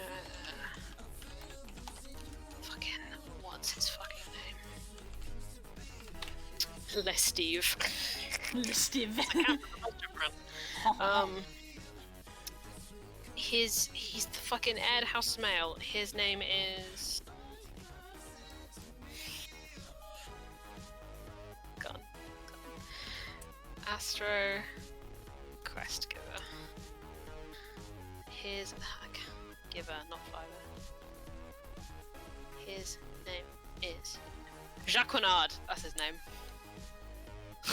Of course it is. He's a real character, shall we say? Uh-huh. He He sounds like it. He is completely useless. And that's his character.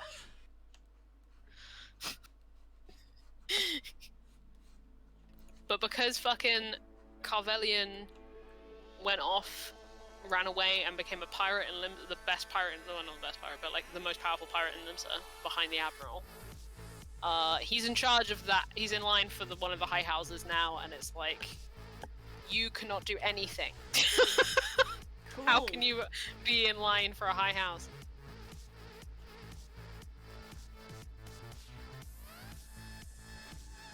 Welcome to Ishgardlore, everybody.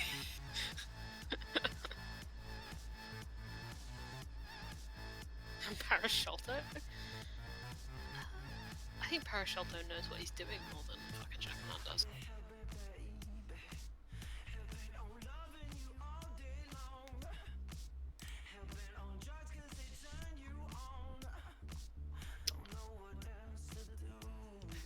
It actually just occurred to me as I was listening to this music, I was like, man, my shuffle must have been really random tonight because I didn't get a single Mystery Skull song until now, and then I clicked on my Spotify and I was like, oh, I didn't put it on shuffle, that's why. So I got all of Besso's songs, all of the Minecraft songs, all of the Smooth McGroove songs, and now I'm at the very end, which is all the Mystery Skulls. Bury it by churches, not now. This is the song.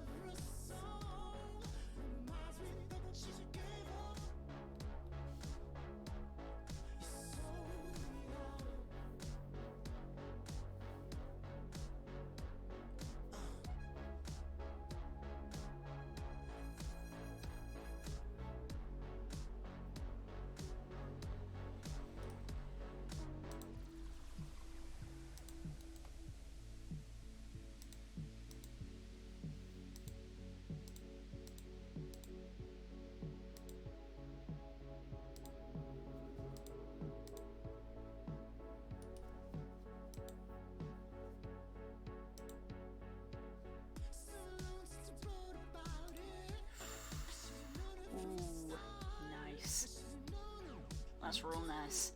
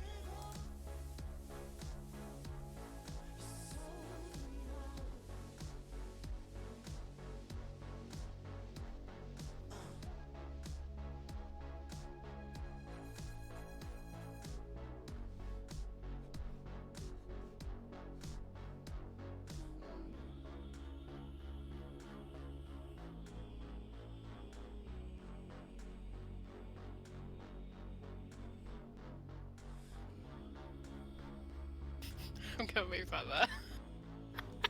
Sure. Oh god, frog update? Final frog update for the night? Look at that, fucking Christ. Look at them.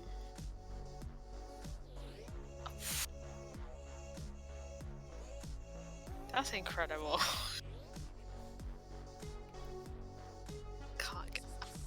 I can't get over that. Final Frog Online. Blue, do you want me to read you this before we finish for the night? It's tiny. I'm going to pause the music.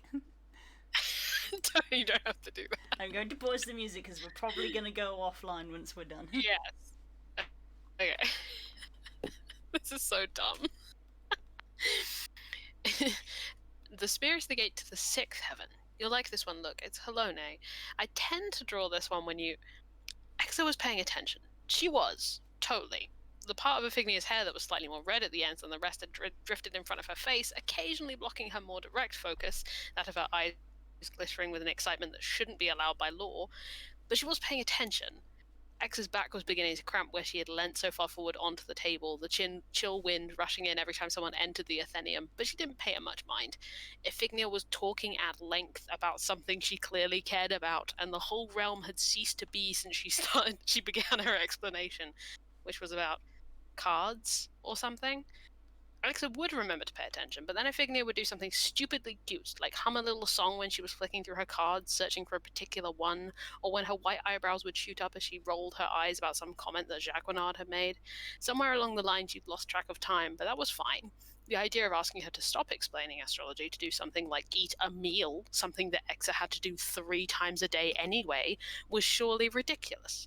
She slid a card across the table, her boot kicking X's ankles as she leant forward, all her white hair tumbling down around her. Her little gold freckles glittered in the candlelight, and Exa would stop looking at them, were she physically capable. Honestly, she had such a dumb, cute face, it wasn't fair. Exie, Iphignia said, laughing a little. You didn't hear a word I just said, did you? I absolutely did, Exa replied. Stars, fates, cosmic destinies, the 7th heaven. That's all I did.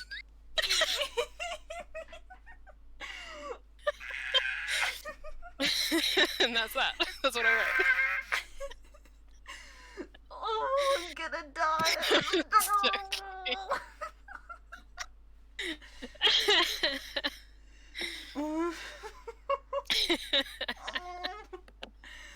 Oh my god, I love it. I'll send it to you again. Exa being dumb and homosexual. Done. Be in your inbox shortly. Hell yes. There you go. That's your serotonin for the evening. Hell yes. My pores are cleared, my crops are growing. Flourishing. We're flourishing, darling. I haven't written something for a goof for a really long time. Like a really long time. Honestly, it balances out the rest of my Final Fantasy XIV folder, which is mostly very sad. I need to hug low now. Soft, so soft.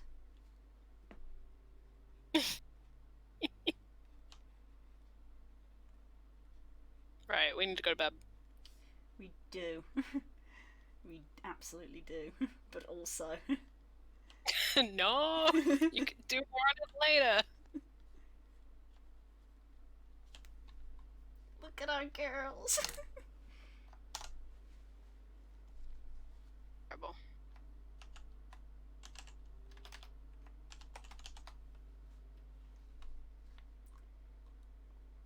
No, put that on the desktop, not in the work folder.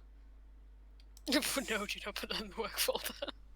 I'm not explaining that to your boss. They can't see my work folder, but it'll be more for my own sake. I saw what you meant about the astrologian sphere. That it's ridiculous, or that it's mostly glow. Both. But I did my best. Oh, you did my new one too!